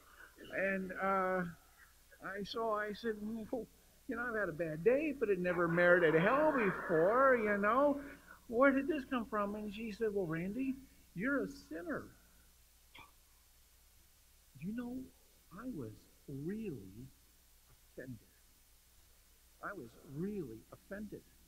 Now, probably most of you are Christians out here, and you talk about sin all the time, but I wasn't. And she said, you're a sinner. And I turned to her and I said, I'm not a sinner. And she said, you're a sinner. I said, sinners are in prison. And she said, well, I said, I want you to know, I obey the law. I obey my parents. I obey my teachers. I don't do drugs. And blah, blah, blah. The key word being what? I. And she said, well, you may be pretty good compared to somebody else, but, and I have no idea where this question came from, she said, but do you have the righteousness of Christ? What in the world? Who's got the righteousness of Christ but Christ? And she says, well, I do. I really made me offended. I'm a sinner, and you've got the righteousness of Christ? And I bought the pizza, and I asked, I mean, this is like, how was it, where did all this come from? And I couldn't believe my ears, but I still liked her, and I kept taking her out, and this flogging continued every Friday night, just bang, bang, bang, and I kept going to church with her. And then we graduated from high school, and in front of all my friends, she gave me a graduation present. Guess what it was? A Bible. And it was like, oh, I got a Bible. And then I said, oh, thanks. And she pulled it back, and she unwrapped it, and she pulled it out. Smells like leather. And I said, wow, thanks. She said, you know, I've marked down a lot of those verses that you've been hearing in church. And by this time, I'm beginning to think, wow, Randy, maybe you are a sinner. You know, maybe you do think a lot of stuff you shouldn't be thinking. You look at a lot of stuff you shouldn't be looking at. And a lot of stuff comes out of your mouth that you shouldn't be saying. And one of these verses she had highlighted said, for all have sinned and come short of the glory of God. And then a few pages over, she highlighted another verse, and it said, for the wages of sin is death. Not just physical death, but spiritual death. But the gift of God is eternal life through Jesus Christ our Lord. And you know, I really struggled with this whole concept of gift, because even though I was beginning to recognize I was a sinner, I still thought, there's something I can do to merit God's favor. I have to do something. I should have to earn this. How can this be a gift? And then she highlighted another verse. It said, for God made him, the Lord Jesus, to be sin for us who knew no sin, that we might be made the righteousness of God in him. And it began, there's an exchange. My sins were judged, and his righteousness was given. What an exchange. And then she highlighted another verse where the Lord Jesus said, truly, truly, I say unto you, he that hears my words and believes on him that sent me has everlasting life, and will not come into condemnation, but is passed from death unto life. And I realized I wanted that life. I wanted that assurance to know. I got down on my knees. I remember this. We had already graduated in my living room. And I said, Lord Jesus, I am a sinner. And I need forgiveness. And please forgive me. Come into my life and be my Savior. And you know what? I got up from my knees and I was literally 100% born again. Born again and changed. And that is the main reason why I'm here tonight. It's all because a young gal was bold enough and loving enough to tell me what I needed to hear. You know, we didn't even talk about creation, evolution, or anything else. She talked about my sin. So we can be bold in our witness. You never know whose life is going to change. Well, there's probably at least 50% of the crowd here tonight who wonders, what happened to that gal? You know, did I just kick her to the curb or what? Anyway, I didn't. I continued to flirt for the next year or so, and I asked her, would you marry me? And since I'm a good flirter, she said, yes. And she did say yes. Yes, she did say yes. And we got married, and this year will be our 40th wedding anniversary. Yeah, so,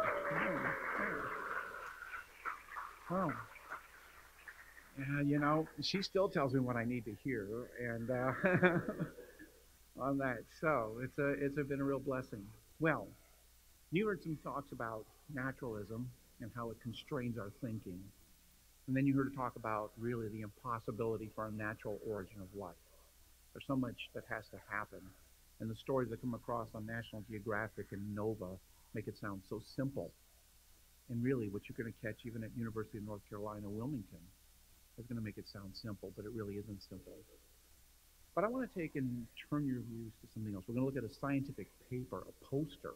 Some of you have been to scientific conferences and you look at posters. And we're going to go through this poster a little bit. Don't brace up. Don't dig in. Don't go like, ooh, that's scientific. I'm going to explain everything really carefully.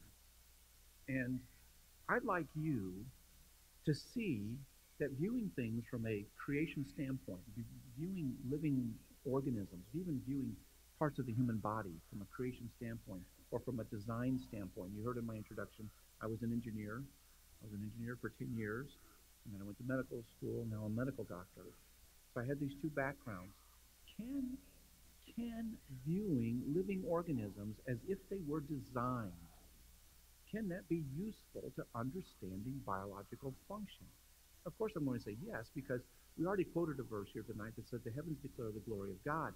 But the next part of the phrase says, and the firmament shows his what? Handiwork. That's a very important phrase because it implies that there's some workmanship. There's some workmanship in living things. And in Romans chapter 1 it says, we understand his existence by the things that are made. And the Greek word there is the word for workmanship. It's used one other time in the book of Ephesians. Says we are his workmanship created in Christ Jesus. So when you look at living things like me, do you see evidences of workmanship? Do you see evidence of design? You have a little clicker here that's going to advance my slide. Does this have multiple parts working together for a purpose? Of course it does. Does this hand have multiple parts working together for a purpose? Of course it does. So we see the same elements of workmanship in man-made things. We see them in God-made things. We see them in living things. You know this had a designer. We infer that this had a designer. Now we're going to talk about the immune system here. So I'm going to ask this question. It is through 50 years of daring that we have been able to offer drivers peace of mind. 50 years of designing cars for crash survival that led us to our most revolutionary feature yet.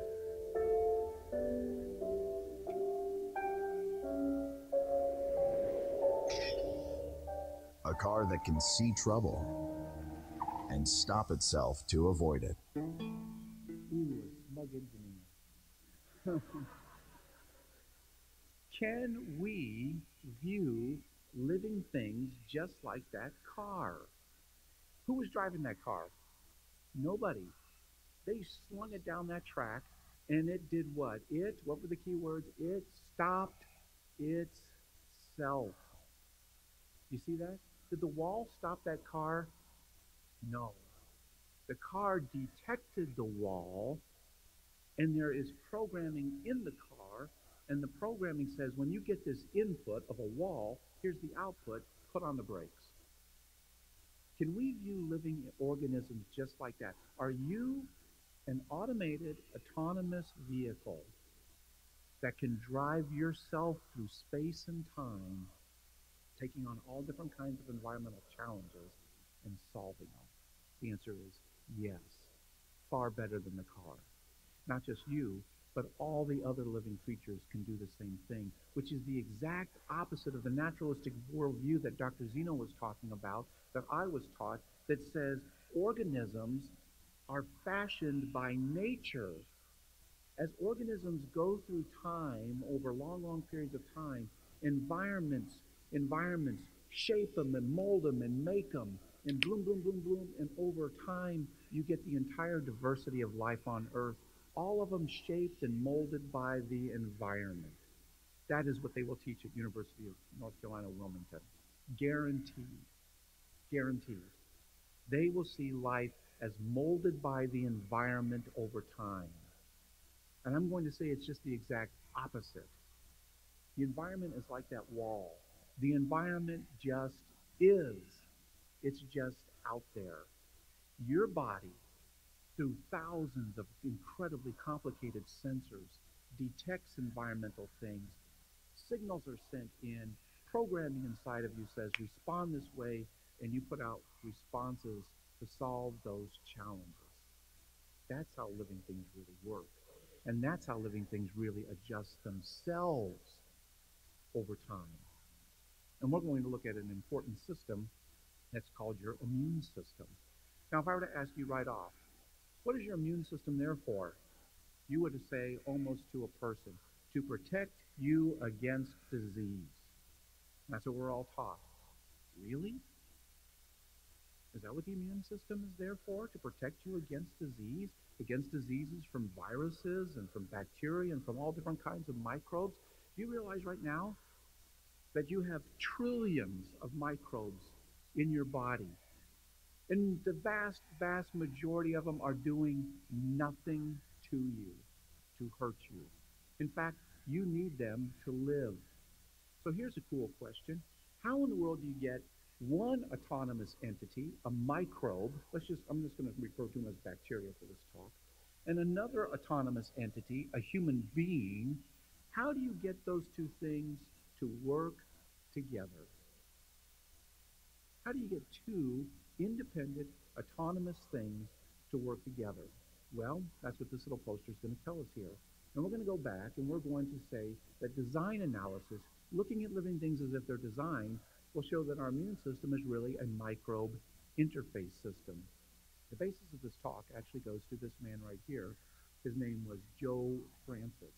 He's actually a professor at the Master's College. He's an immunologist and bacteriologist.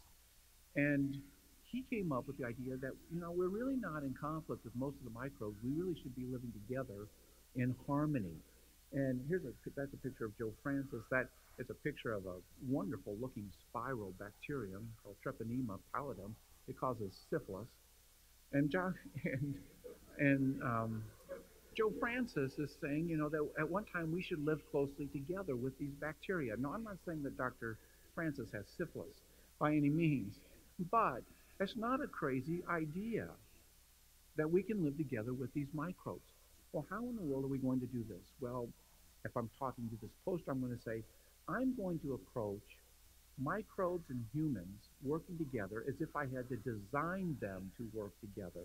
That's my research method, design analysis, to do that. So here's the question. How do you get two independent entities? How many of you are old enough to remember when the Apollo and the Soyuz, the Russians, they joined together? You got this Russian craft over here, you got that American craft, even something like that. How do you get them to work together? Boom. They put that thing on there. Guess what that was? That was an interface. It's an interface that allowed these two dissimilar things to, boom, join together. You must have an interface if you're going to have two dissimilar things to work together. How in the world do you get a human to work with that machine? Guess what? They put on that machine an interface called handles that's shaped like your hands, but also connect to the machine, and they connect you to the machine. You have to have an interface to connect two dissimilar things. How in the world do you get a human being to connect to a sewer pipe? Wow. You have to have what? An interface. You have to have an interface. You have two dissimilar things, and you must get them to work together. So I'm trying to illustrate to you now, as you look around the world, you're going to see interfaces everywhere. They're everywhere, not just commodes that have like a pipe end and like a rear end or something like that is able to connect two dissimilar things together. Interfaces are everywhere, and interfaces are an engineering necessity. No interface, no connection. You have to have these interfaces. Well, how in the world do you connect yourself to your microbes? Is it possible, not doing anything from an evolutionary worldview, but from a creationist worldview, can we come up with a better explanation for the immune system even before there was death and disease after the fall? If engineers would overcome barriers by making an interface, could God have made an interface between the microbial world and our human world? Of course. And I'm going to suggest that's what the real function of what we call the immune system really is. Now, if you look at things, you have all kinds of interfaces. You know, this woman, she connects to her computer. She might even be able to touch the screen. You know what that's called? That's called a graphical interface.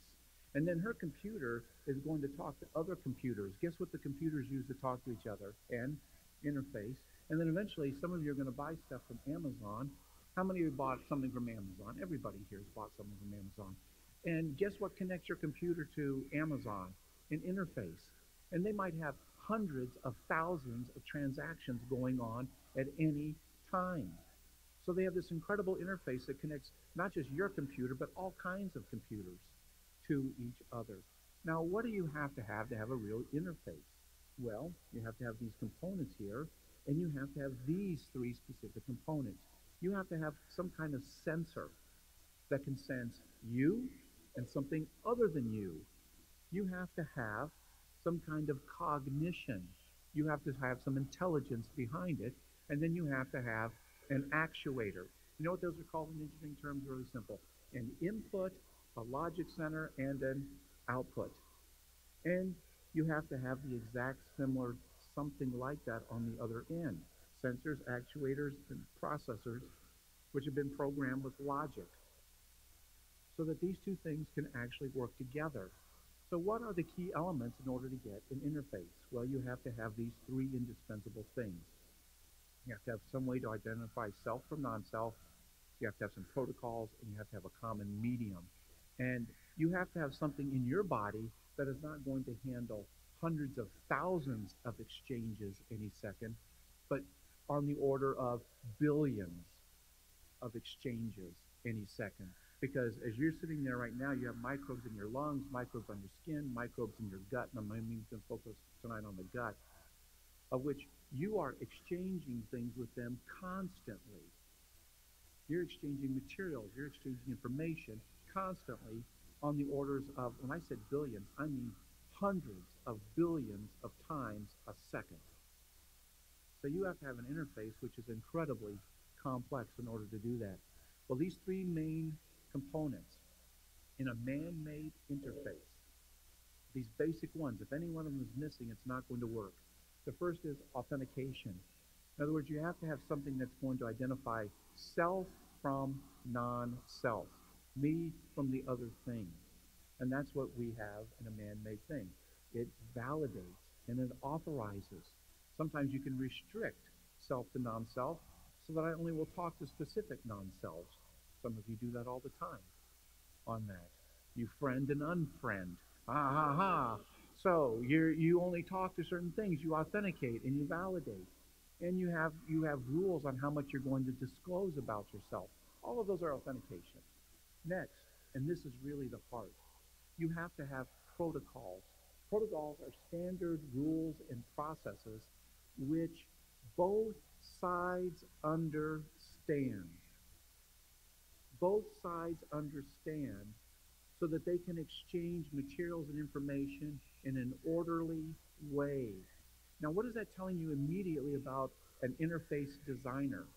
He has to understand, he or she has to understand both entities that are going to work together thoroughly enough so that they can set up rules that both of them can understand and both of them can exchange. That's really important. And then finally, you have to have a common medium. You have to have some condition, some environmental condition, which both entities can partake of and can get a part of. And if you don't have self, non-self protocols on a common medium, you cannot have an interface. If any one of those are missing, the interface will not work. And we know this from human design. The question is, do living things have authentication protocols and a common medium in order for you to have these exchanges with you and the bacteria? And the answer is, look how far we've come to the poster so far. Yes, we have, look at that, microbe interface. We have all these different ways. Some of you recognize this stuff in order to identify self from non-self. Let me just give you a couple. Look at this fancy schmancy diagram up here. You know what this is? It's like taking one of your cells of your immune system, and it's going to go through a process where it's going to identify self from non-self. And one of those cells, or some of those cells, are going to become licensed. That's the scientific word.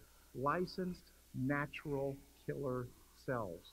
In other words, these cells are going to be what? Licensed to kill, just like James Bond. And they go through a process where they will become educated to self and non-self, but this is what the scientific paper says. Kim, 2005.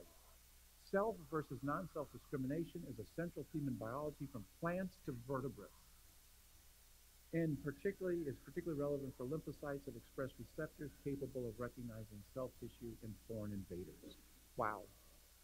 What about bacteria and even viruses? This is exactly the same thing. This is a bacteria-virus interaction, and this is what it says. All immune systems must distinguish self from non-self. All of them have to do it, which is broadly applicable solution to the non-self dilemma that confronts all immune pathways. The bottom line is this. All living creatures have a way to distinguish self from non-self. No exceptions. They all have a way to authenticate. And this is the part of the lecture that really gets cool. The protocols. What kind of rules are there for two distinct entities to relate to each other? Well, there's at least two ways you could do that. First is by direct physical contact. Now, if I step down from the podium and I grabbed one of you, we will relate to each other. We will begin to relate to each other by direct physical contact on that. And depending on who I grab, you might have your way with me on that. So that's just the way it is, direct physical contact on there. Well, it's the same thing in the microbial world. You can have direct physical contact. This is a really cool picture. How many remember the picture from Dr. Morgan's lecture of that cell membrane? Wasn't that a cool picture? Well, bacteria have a cell wall, and you have part of your so-called immune system which will directly physically contact those bacteria, and it's called the complement, and it puts together these little components which makes a ring, and the ring, here's a picture, this is a bacterium, the ring will punch a hole in the bacterium, and basically all the fluids of the bacterium spill out and the bacterium dies. And this is a side view of it. Look how many of these holes are being punched in the side of a bacteria. Thousands of them. That's direct physical contact. That's one way your interface is regulating the bacteria. Now, it's destroying the bacteria, but it's probably doing it right now to bacteria which are not doing you any harm at all. It's destroying bacteria which are not doing you any harm at all because it's regulating the types and the numbers that your body wants. Not to save you from getting sick, but to modulate it so that you can digest your food effectively in your gut. Are you catching what I'm saying? It's not here to save you. It's here as a regulating factor. So one way your interface regulates the microbes is through direct physical contact and sometimes through destroying those. Now, that's kind of cool, but what's even more cool is regulating another entity without even having to touch them. That really shows the ingenuity of an interface designer right here, where, as it says, one system influences another system through the presentation of conditions or data that produce a particular and necessary consequence in the other system. In other words, if you're a bacterium, and I get to be the human, if I present to you condition X, you will produce product Y. I present to you what? Condition X, you make product Y, You present to me condition P, and I produce product Z. And we never touch each other. And neither side really even knows what's happening. But when I present to you condition X, you will make product Y. And guess what? I need product Y. And when you present to me condition P, I will present to you product Z. And you need product Z. So whoever sets this up knows exactly how I operate. They know how you operate. They know if I present you this, you will respond this way, and vice versa. And that is how the vast majority of interactions take place between you and your microbes. You're presenting each other different conditions, and they respond. And they do it because of the protocols, because they know and they can understand the language between each other. Is that kind of fascinating? It's quite fascinating. So, instead of looking at each other, you get to be the bacteria and I get to be the human as enemies of each other. Maybe we should look at each other as if we're in a business partnership or a business relationship. Not hostile, but congenial to each other, where at any one moment, I'm the host or the microbe, or the microbe or the host. I'm a requester, and you're a provider. And that in another minute, you're a provider, or you're a requester, and I'm a provider. That is a far better way to see the relationship between you and the microbes on you. And it's the exact same way when you do something with Amazon. When you buy something with Amazon, do you go through this request, provide scenario all the time? Of course you do. You click something, you put it in your cart, you go shopping. And then they're going to request something from you. What?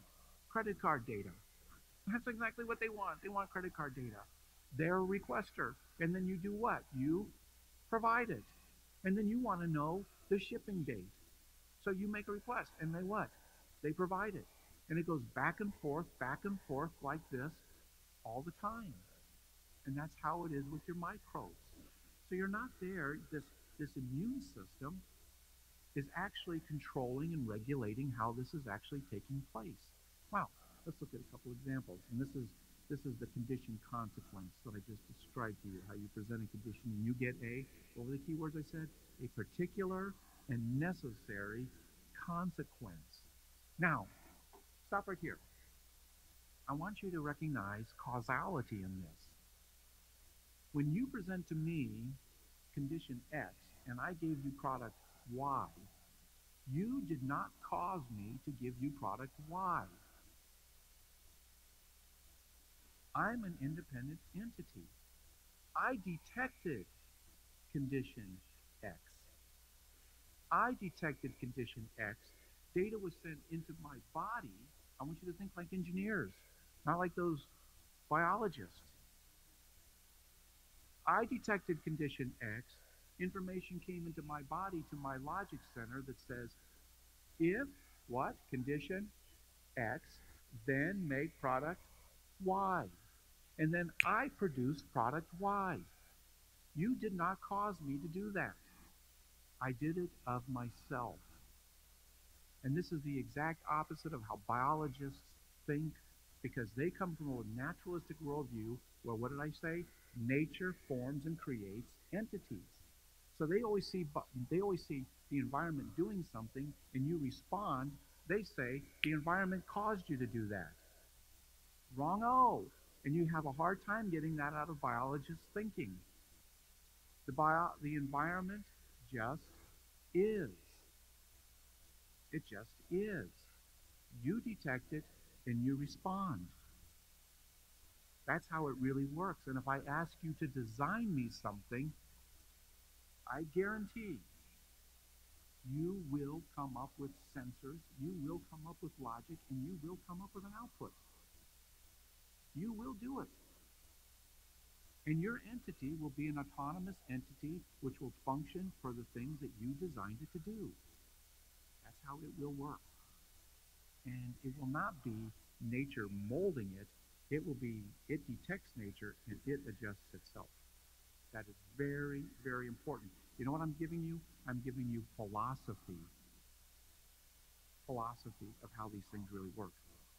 All right, let's look at a cool example.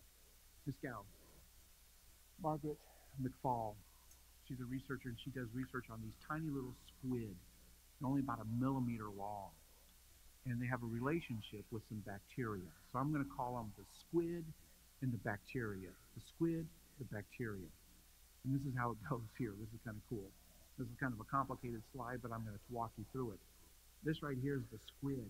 These are the little bacteria over here. It's in an ocean with billions of these bacteria all around it. But the squid wants a certain type of bacteria. It's called Vibrio.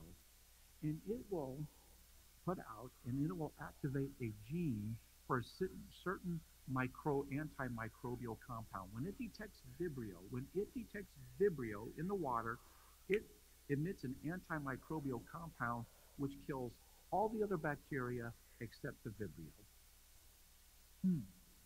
Wow. Then the Vibrio, with traits there that are sensitive, they will not die and they will live in the vicinity of the squid. Then the squid is going to activate another compound called chitobiose. It's an enzyme. And it will break down a mucous membrane across a light organ inside the squid. The Vibrio can detect chitobiose. They detect the chitobiose and they migrate into the light organ inside the squid. Then the squid detects when the Vibrio have moved inside of it, and it seals them off so they can no longer escape inside of the squid.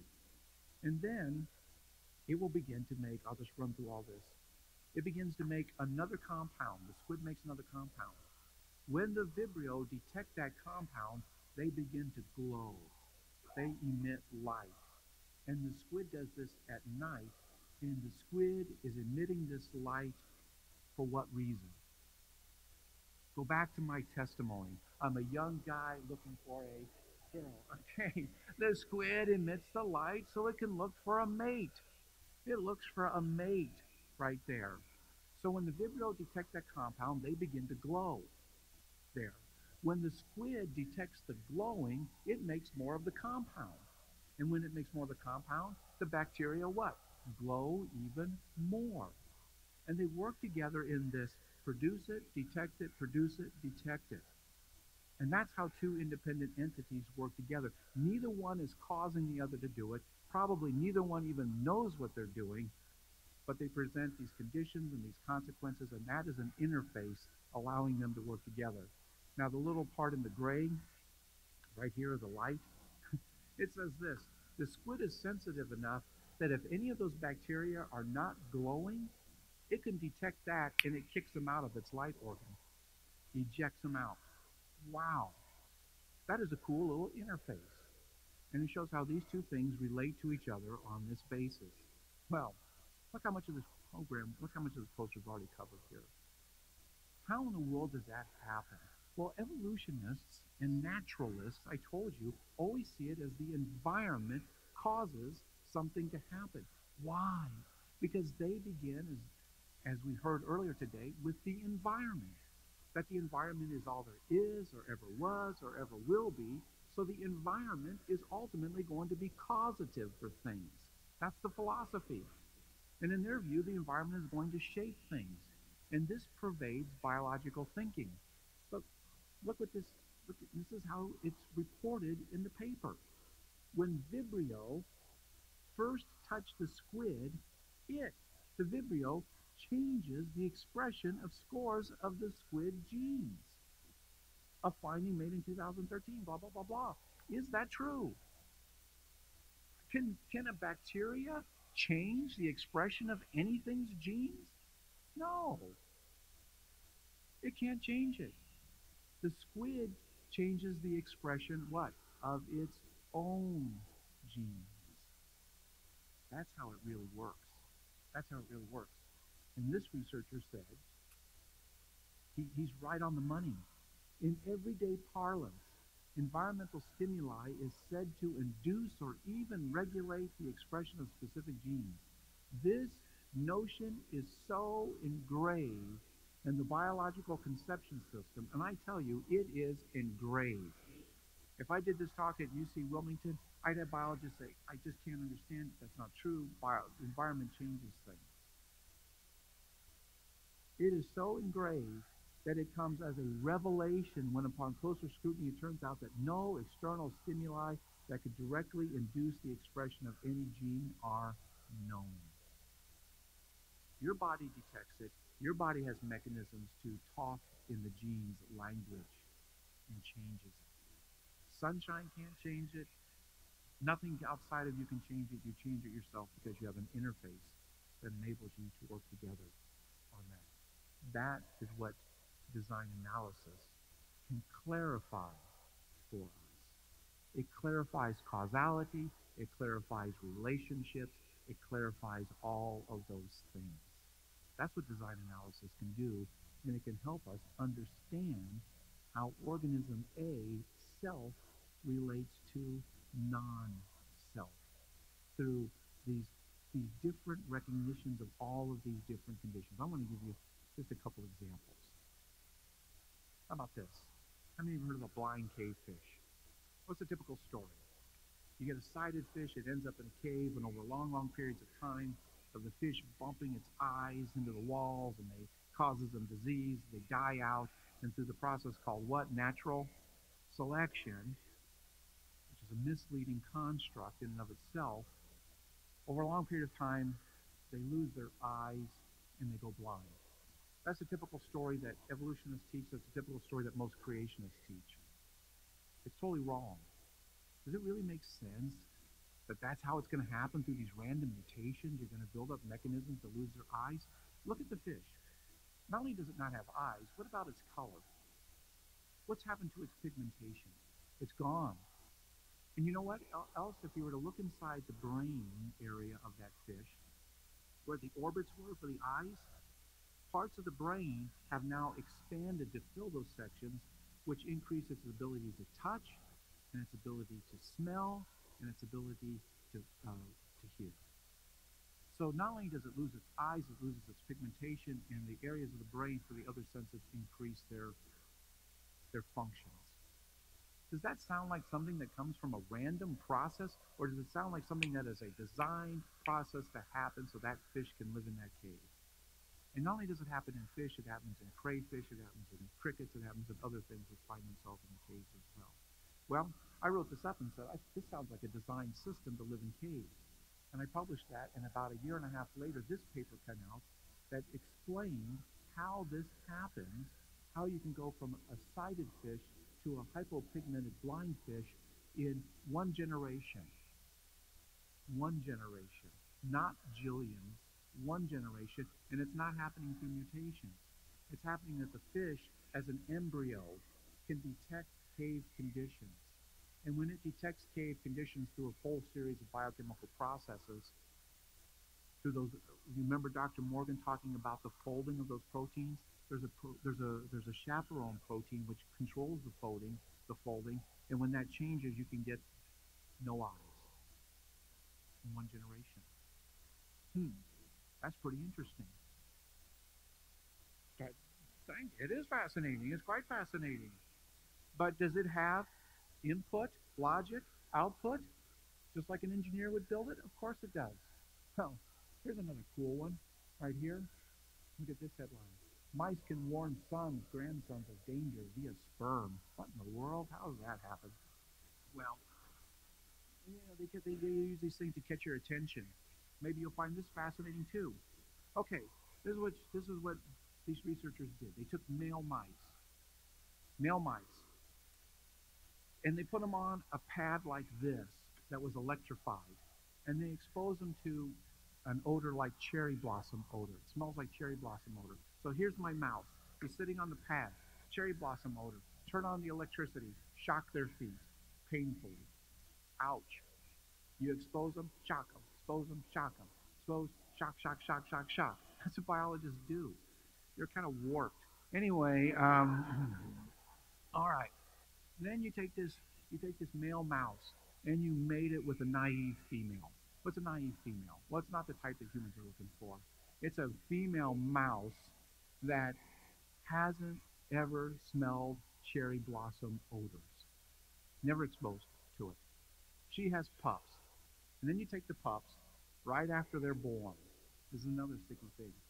And you sacrifice them. And then you stain their nasal region looking for olfactory bulbs and nerves. So this is like the nose portion of these mice. Control mice. Here's the mice that were exposed to cherry blossom odor. They weren't exposed. Who was exposed? Dad was exposed. And look at the number of olfactory bulbs and nerves. And guess what they're specific to? Cherry blossom odor. So these mice were born hypersensitized to cherry blossom odor, even though mom was never exposed to it, and they were never exposed to it, but dad was exposed to it. And genetically, there's no change in the olfactory region, but there's markers on the genes which increase their expression and their sensitivity to it. Is that fascinating? That's quite fascinating. Is that sensors, logic, and output? And it's passed on epigenetically, as it said, via the sperm. Wow, these are just different mechanisms in which these creatures are able to detect and interface with their surroundings. Okay, let's go to this last one right here. I'll burn through it. You end up with Darwin's finches. Remember, they're like an icon of evolution, all these different beak shapes. Well, finches are very common birds, and look at all these different shapes of beaks that you can get from those. Well, is it because they can eat food and over long periods of time, some beaks work and some beaks don't, and through a process of what? Natural? Oh yeah, by the way, in natural selection, what is the selection event? If there is a selection event, death. It's death. It's always death, never will be anything but death. Something dies. You live, you die. Nature then just what? Selected. That's why I'm saying it's just a mental construct. And so we impose and we project volitional capacity onto nature, where I would say nature selected for you and nature selected against you.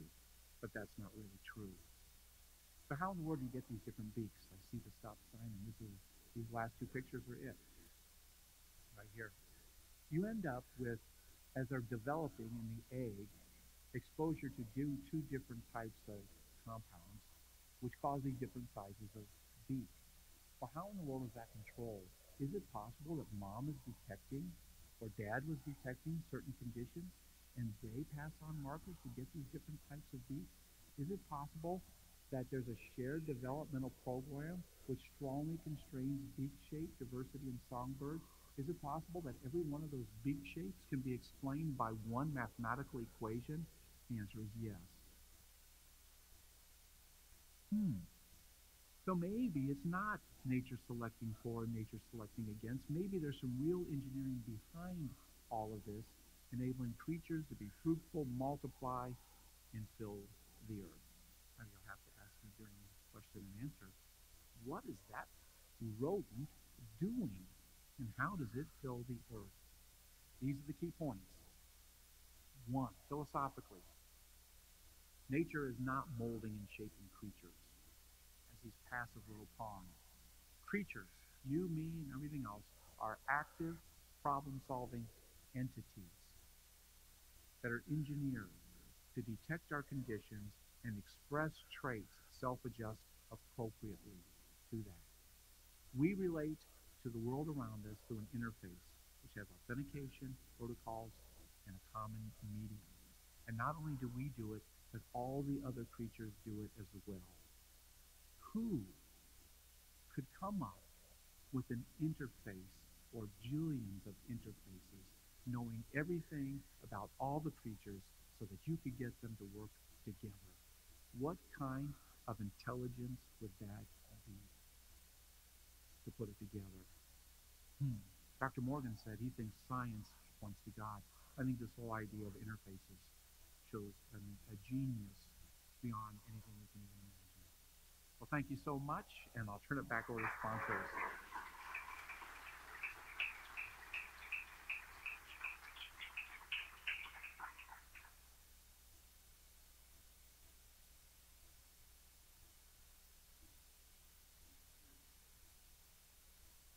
All right, I'm going to invite our three presenters to come up. We're in our Q&A time, and it's 9:00 on the back clock. We are going to keep a close eye on that so we get you out on time. Afterwards, our speakers will be sticking around if you want to talk with them. So Dr. Guliuzza, Dr. Morgan, Dr. Zino, if you want to begin making your way up here. And while they do, I just want to mention a few things. In the seat in front of you should be in the pocket a comment card that looks like this. If you could, fill this out, and you can leave it back in the seat pocket in front of you whenever you leave. Just some basic information there. There's an option there if you're a student and you'd like to talk to another student with one of the campus organizations that are mentioned here. You can check that box. If you'd like to talk with a professor and you're here local, one of our professors would enjoy speaking with you. If you'd like to receive a free DVD, you will not get one because that option is for Dr. Guliuzza's talk tomorrow night on campus. So you can check it, but it's not going to do a whole lot. So also, speaking of that, tomorrow night Dr. Guliuzza will be speaking on campus at UNCW. He'll be in Lumina Theater, which is in Fisher Student Center, from 7 to 9. And just as he spoke tonight about how the immune system evidences an intelligent designer, he's going to be speaking tomorrow night about how the reproductive system also evidences an intelligent designer. As you leave, if you're interested in getting more information, either from crew, there'll be Shane Hartley and some others will be out in the lobby. There's a table for Institute for Creation Research that's also out there. You can sign up, get some information from them. They have some of their products available. There's also a table for Ratio Christi. We have some of our students there who'll be manning it if you want to find out more about what we do. We've mentioned it a few times. My name's Tom Jaski, and I work with Ratio Christi. It's just Latin for the reason of Christ, so it's an apologetics organization that's on campus at UNCW. We also have a club at Cape Fear Community College. We're in several of the high schools, gotten into a homeschool group here, basically doing what Dr. Zino, Dr. Morgan, Dr. Guliuzza have done, is presenting evidence that supports the truth of Christianity. I believe, these gentlemen here believe, that the evidence supports Christianity as a worldview and the truth of Christianity more so than any other worldview. They presented scientific evidence. We also explore historical, philosophical evidence. And so if you're interested in that kind of thing, stop and see one of our students. I'll be out there. Aaron Marshall, who's also with Ratio Christi, will be out there as well. And you're welcome to speak to any of us. Okay, we're going to do our Q&A time right now. And basic rules of Q&A tonight. If you have a question, okay, Aaron will walk around, give you the microphone. Just in the interest of time, please keep it brief. No personal testimonies, no statements, just questions. You can direct a question toward any one of our speakers. You can direct it to the panel. But if you could just keep it brief, and Aaron will wrest the microphone from your grip if you go too long. So make your question brief, and then we will, at 9:30, I will pause us, close us in prayer, and then our speakers will stick around if you'd like to ask them any further questions. So if anybody has a question, for any of our presenters, if you could raise your hand, and Aaron will find you. Noah and I go first, and he wants to ask a second question.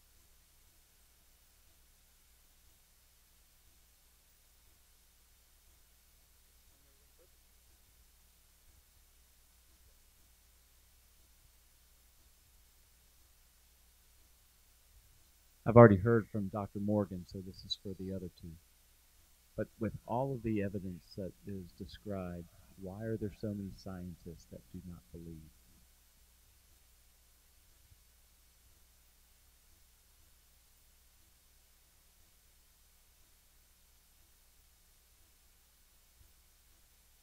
I don't know what Dr. Morgan said, so we'll see if on a blind test we come up with the same answer on things like that.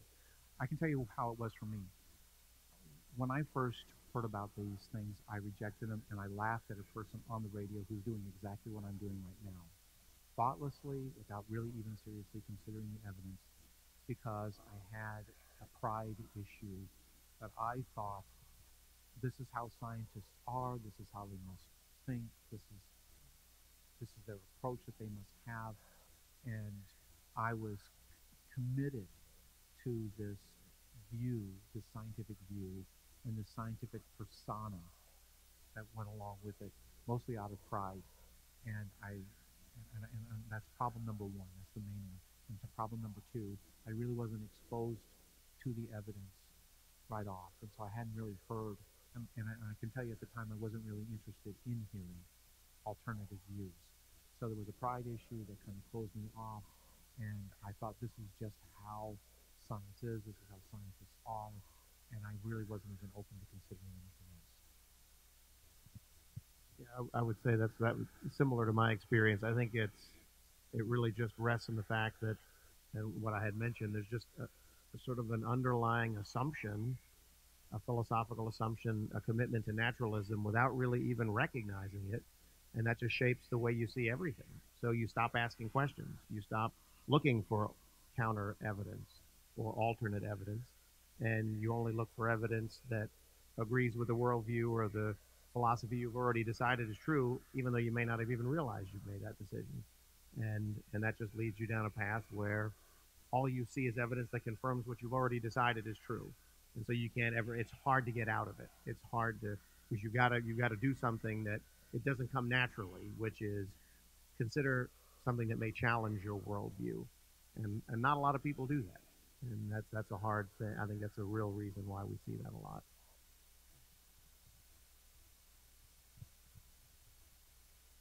I have to run. Hold on.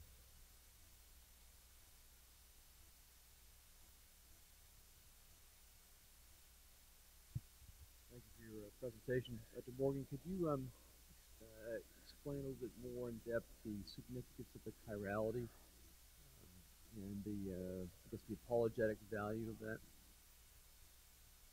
Yeah, sure. So I mean, this is a piece that's actually that we research in my lab, like many labs across the U.S. and across the world.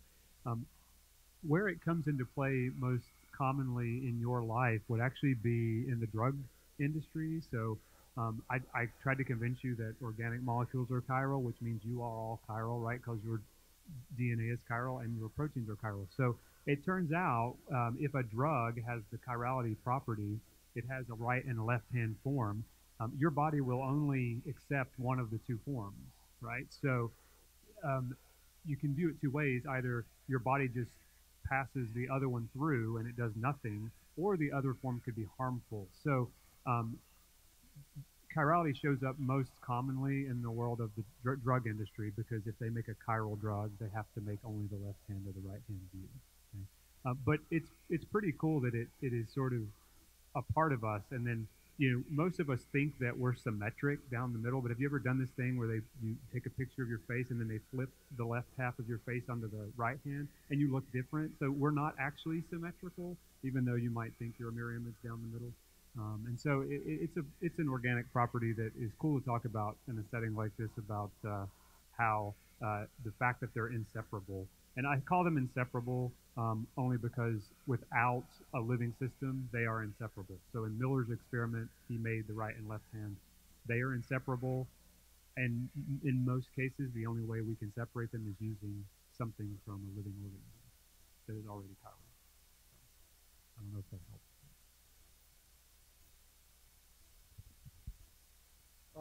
For either one of the three of you or all three, how much of the information that you've done research on and that you've gained, how much of that has been inspired from the Holy Spirit or from God? Not just your human ability, but is there a testimony that you have that there was information revealed to you in that educational process? Yes, I can think. I'll give you a quickie testimony because I know time is short. Right when I first became of creationists, and I started working for the Institute for Creation Research, an older gentleman who was an astrophysicist named Russ Humphreys, he told me, he said, you should look to the Bible for scientific answers. They're in there. And you should ask the Lord to show you those scientific answers. And he had mentioned that he had found some answers to things dealing with cosmology by just searching the scriptures. Okay, one of the books that they mentioned that I wrote was Clearly Seen, Constructing Solid Arguments for Design. So I was writing a book on design in living things, a how-to book. How do you share with your friends the design that you see in living things? And in the process of writing that book, I asked myself the question, well, how do evolutionists explain the design in living things? How does that really happen? And I started to search, and the answer was, and it came up over and over again, and I could show you all the papers, natural selection, natural selection. And so I thought, wow, this can't be right, because it's not going to design anything. But at the time, I firmly held to the concept of natural selection. I was convinced that natural selection, this is what I was taught was true. I said, this can't be right. So I remembered Dr. Humphrey, and I said, how can I explain this? So I started to read the scripture, and in Genesis chapter 1, a phrase which I had never seriously considered before came out, where God said to the creatures, be fruitful, multiply, and fill the earth. Oh, this is a purpose. And in order to fill an earth, which is a dynamic, challenging place, even from the beginning of creation, there wasn't anything deadly there, but it was still dynamic, it was still challenging, there was still night and day, there were still seasons. And in order for a creature to fill the earth, once it fills someone else's niche, it changes it for that creature. So the earth was always a dynamic place. So that told me organisms had to be adaptable right from the very beginning. And the purpose of adaptability was not to survive, but the purpose of adaptability was to fill the earth. And in order, if I make a static thing as an engineer like this chair, well, it takes a little bit of engineering prowess to make a chair. But in order to make something like that car, which I showed you at the beginning, which stops itself, is that an adaptation? You watch an adaptation right before your eyes. When it stops itself, it's adapting itself. In order to make an adaptable thing takes a huge level of engineering genius. So organisms were adaptable from the beginning of creation in order to fill the earth, in order to display and glorify the genius of the Lord as they continuously change and adapt to different environments. That was the revelation. This is why adaptability is here. It's not to survive, it's not so something can live, and it's not so something can die. So then, what was the problem with natural selection? Well, there were some big problems. One, Darwin came up with the idea of natural selection by looking at human breeders. And human breeders have a real brain. They say, I want this plant, and I don't want this plant. I want this cow, but I don't want this cow. I want this bull, and not this bull. They make a real brain with a real intelligence, and they make real selections. And he compared that to nature, living and dying. The problem is, there is nothing analogous in nature to a real human brain to apply the word selection to it. Nothing there. So it is a false analogy, and the moment you apply selective capacity to nature, you have just projected volition onto nature, and you have just projected agency onto nature. Whatever this revelation number is, 3. This is how Darwin was able to get God's agency and intelligence out and replace it with a pseudo-intelligence and agency. He projects selective capacity onto nature. But is nature really selecting? No. When I have a trait that solves a problem, I fill that niche. Did you catch this? I have the trait, I solve the problem, I fill the niche. How in the world was I ever selected for or against by nature? And even if you look at the syllogism for natural selection, if organisms can make traits, the capacities in the organism, if they can reproduce an internal capacity, and if their offspring can inherit those traits, internal capacity, those traits will increase in the population. Everything was inherent to the organism. Nature isn't selecting for or against anything. These organisms succeed. So as an engineer, when my boss said, come up with a solution to the problem, and I came up with a solution to the problem, and my solutions worked because they're my solutions, then the problem never selected for the solution. It was a design success that solved the problem.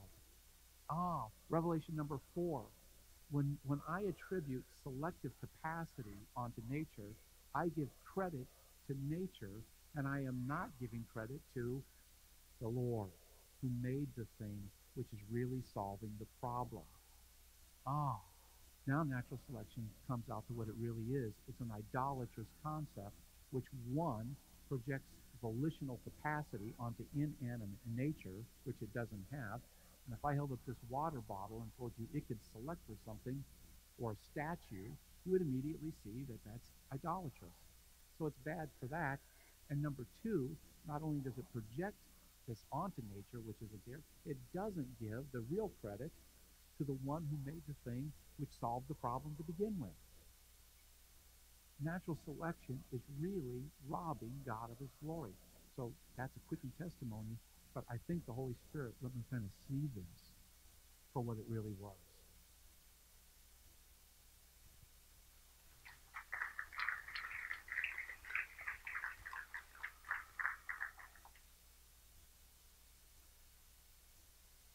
While we get another question, I just want to add one thing to your statement, which was excellent. I didn't mention this in my talk; I didn't have time. But at the time of Darwin's, when he did his study, the idea of spontaneous generation had not yet been disproven. In other words, at that time, there was still the thinking that life could arise from nothing.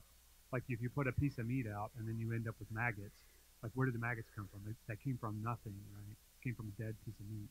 Right, that's microorganisms, and Louis Pasteur actually did the key experiments to disprove that. So I think that led to that wrong thinking that Dr. Guliuzza did.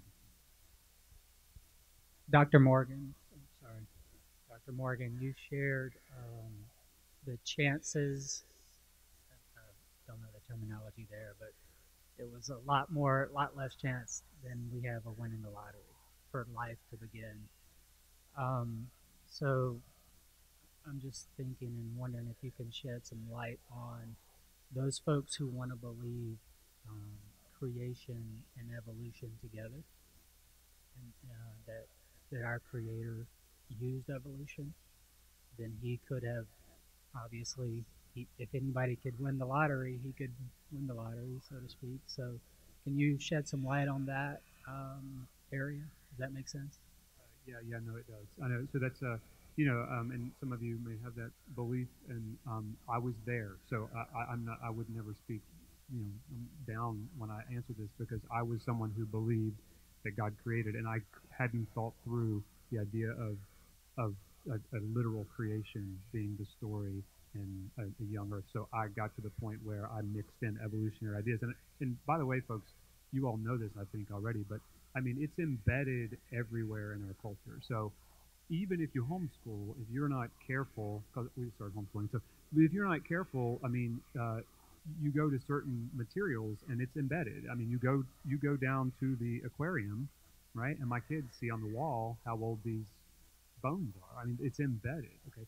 So getting back to your question, I just want to tell you personally for me, and so this may not answer directly what you asked, but like at some point, because I was challenged, it's only been about, so I'm a creationist. And it's only been about maybe 8 years that I've believed that way. Before that, I would have had the view that God created and then evolution took off and was part of the story. It was really a theological thing. I think that for me, it was a part where, and then maybe it's an example for the last question. I think the Holy Spirit moved not to show me science, but to show me some scriptures in the text, particularly if you go to the New Testament and you read what Jesus said and what Jesus clearly believes about where everything came from. And if he is God in the flesh, then he knows. He does know the truth. So it was really a theological thing for me, where I had to decide, am I going to follow the scripture and give God the glory and to start here and to work down from God knowing all.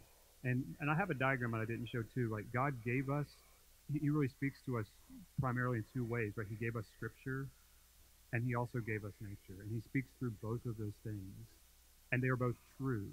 And it's only when humans interpret those incorrectly that we then think there's a problem again with theology versus science. When theology and science should always give us the same answer because they're both from God. So it was a process for me. It wasn't overnight. This is probably not a quick question, but can somebody give us an update on where we are on the fossil record? You know, when I was coming up, there was so much fraud involved in all of it. I'd be curious if you could give us a 5-minute or thing. Okay, fossil record. The fossil record, even Darwin's day, did not confirm this theory. It was really evidence against this theory. In other words, what they found in Darwin's day for fossils was that they seemed to show up abruptly in the fossil record, and then they seemed to stay unchanged for long periods of time, and they which persisted up to the present, or they went extinct. And that's exactly what the fossil record still shows to this day. So the update is really, it's the same old from the fossil record. Now we have so many fossils, and this is what I would just encourage anybody. Keep your eyes and ears open to the headlines that come out on the paper. When they say, 425 million year old thing that looks the same as today, 55 million year old today, we're finding far, far, far more fossils where the fossil and its living counterpart are essentially unchanged. And it goes across all phylums, where you find the fossil and its living counterpart unchanged, in a record that should literally show billions, not just a few, not just something you can count on two hands, but innumerable numbers of transitional forms. They're just not there. So, in my opinion, I don't know anybody would appeal to the fossil record. And of course, what you see on the textbooks, or when you go into a store and you see a poster. I live out in the Black Hills of western South Dakota, so it's a big dinosaur hunting area. And there's always lots of posters and things. They show a lot of clams and sponges and things at the bottom, and then they show human beings at the top. But the reality of the fossil record is it shows marine creatures predominating throughout the fossil record, making well over 95% of all fossils at the lowest layers to the top layers. Marine creatures predominate in the fossil record. And two, you find them always mixed. You find marine creatures and land creatures, or even freshwater and saltwater creatures, constantly mixed in the fossil record.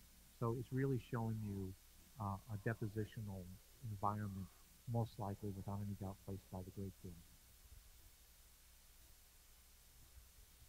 Along those lines, since the evidence doesn't really support Darwinian evolution, natural selection, I've heard that evolutionists have moved onto something called punctuated equilibrium to sort of explain the lack of fossil evidence and still support evolution in some way. Is that still ongoing?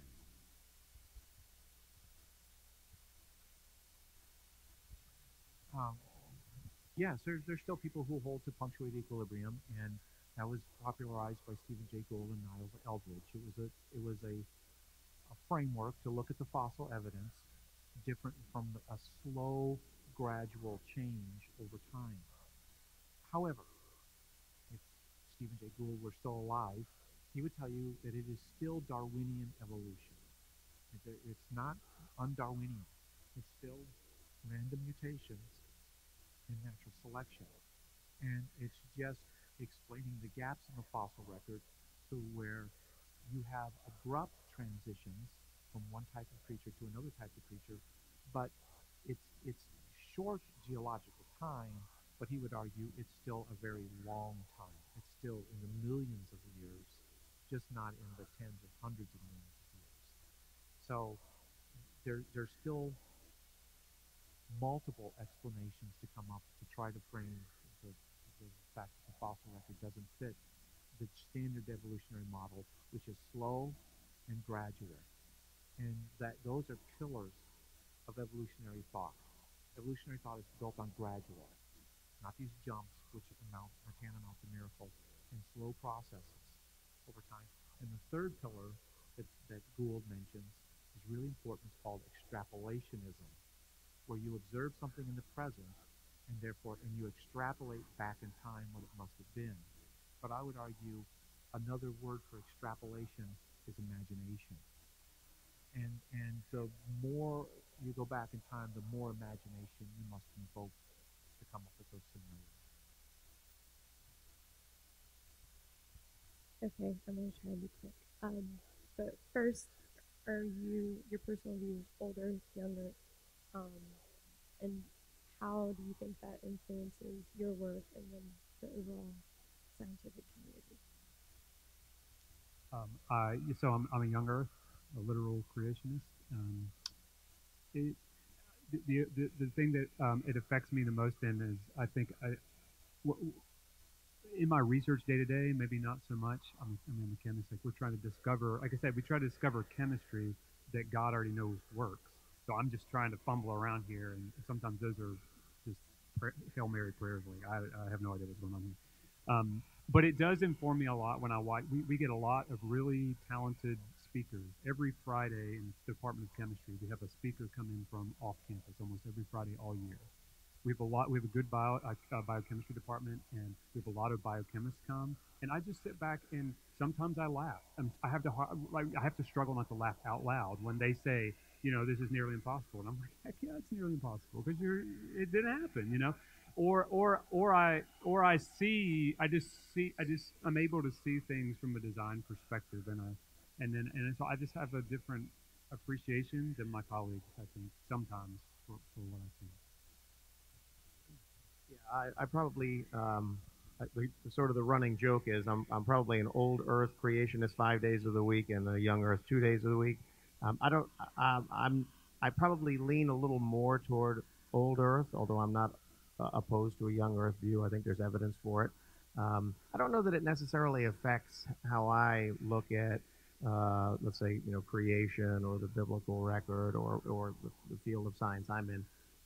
I think it's largely from a theological standpoint. I think the biblical record can, in my view, support any, no matter what view you have. I think there's room for interpretation. So to me, I think and I don't see any real salvific implication. I don't know that. I mean, at the end of the day, I don't know that there's any real theological consequences to either view. But no, I don't know that it necessarily affects how I see things. But like I said, I am open to the evidence either way. I'm a young Earth creationist, and it affects me in two ways. One, when I look at it, really affected the way I saw things, and it wasn't really until I was a medical doctor that I realized how people actually see. Right now, when I'm seeing you, what am I seeing? Well, I'm taking in data that memories in my brain somehow. Nobody really knows how memories work. It associates hair, features of a young woman, and I see those, and in my brain, I'm seeing a young woman, but it's really an interpretation of memories that have been stored in there. And I realized that as I was being raised, I was taught when I see layers and layers and layers that was old, and it took some scientific evidence showing how layers are actually deposited very quickly, and the evidence of why they look like they're quick stacked right on top of each other with a flat line and no evidence of erosion and no evidence of long time in between them. When I started to see that, I was able to reprogram my memories so that when I see those things, I no longer instinctively see age, I instinctively see something that's catastrophic. So it helps me see things different. And biblically, I think that the biblical text supports a young Earth pretty straightforward, because if God wanted to communicate to us that He created and He formed in 6 days, He could not do it any clearer by saying something that everybody who has ever lived on this planet at any time has observed. There was evening and there was morning, day one, evening and morning, day 2. You don't have to have a PhD. I can take that Bible and give it to an Alka Indian. I can take it to anybody, and they, without having to have a scientist tell them what the Bible says, they can understand the Bible for themselves clearly of what it says. And then, as Dr. Morgan mentioned, when the Lord Jesus Christ says, from the beginning of the creation, he made them male and female, he takes it pretty straightforward, just as it's written there. So I would say that the biblical text strongly supports this young age.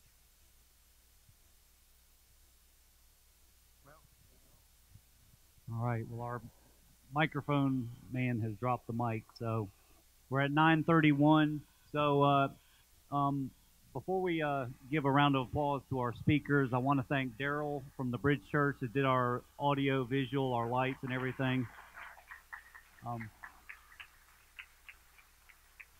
Want to thank the ministry partners of Crew that were largely responsible for the snacks and the drinks and the coffee and everything that were out in the lobby.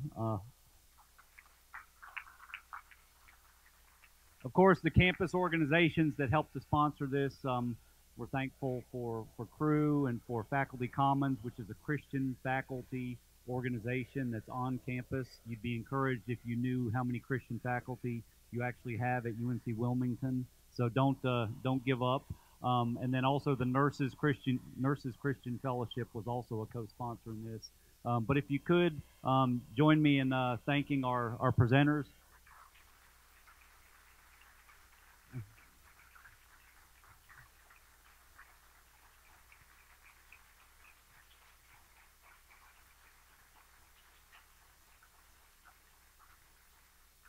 So Dr. Guliuzza will be out at his table at Institute for Creation Research. Dr. Zino will be out at the Ratio Christi table if you want to talk to him, or if you want to talk to him more about the video and about maybe how to become a partner in disseminating that video. Dr. Morgan has no table, so he'll be wandering around aimlessly in the lobby. So you can corral him to ask him any questions. But before you leave, let me pray for us and thank God for this evening. Father, we are grateful for this evening. I praise you that you have blessed the body of Christ with so many people that are way smarter than I am.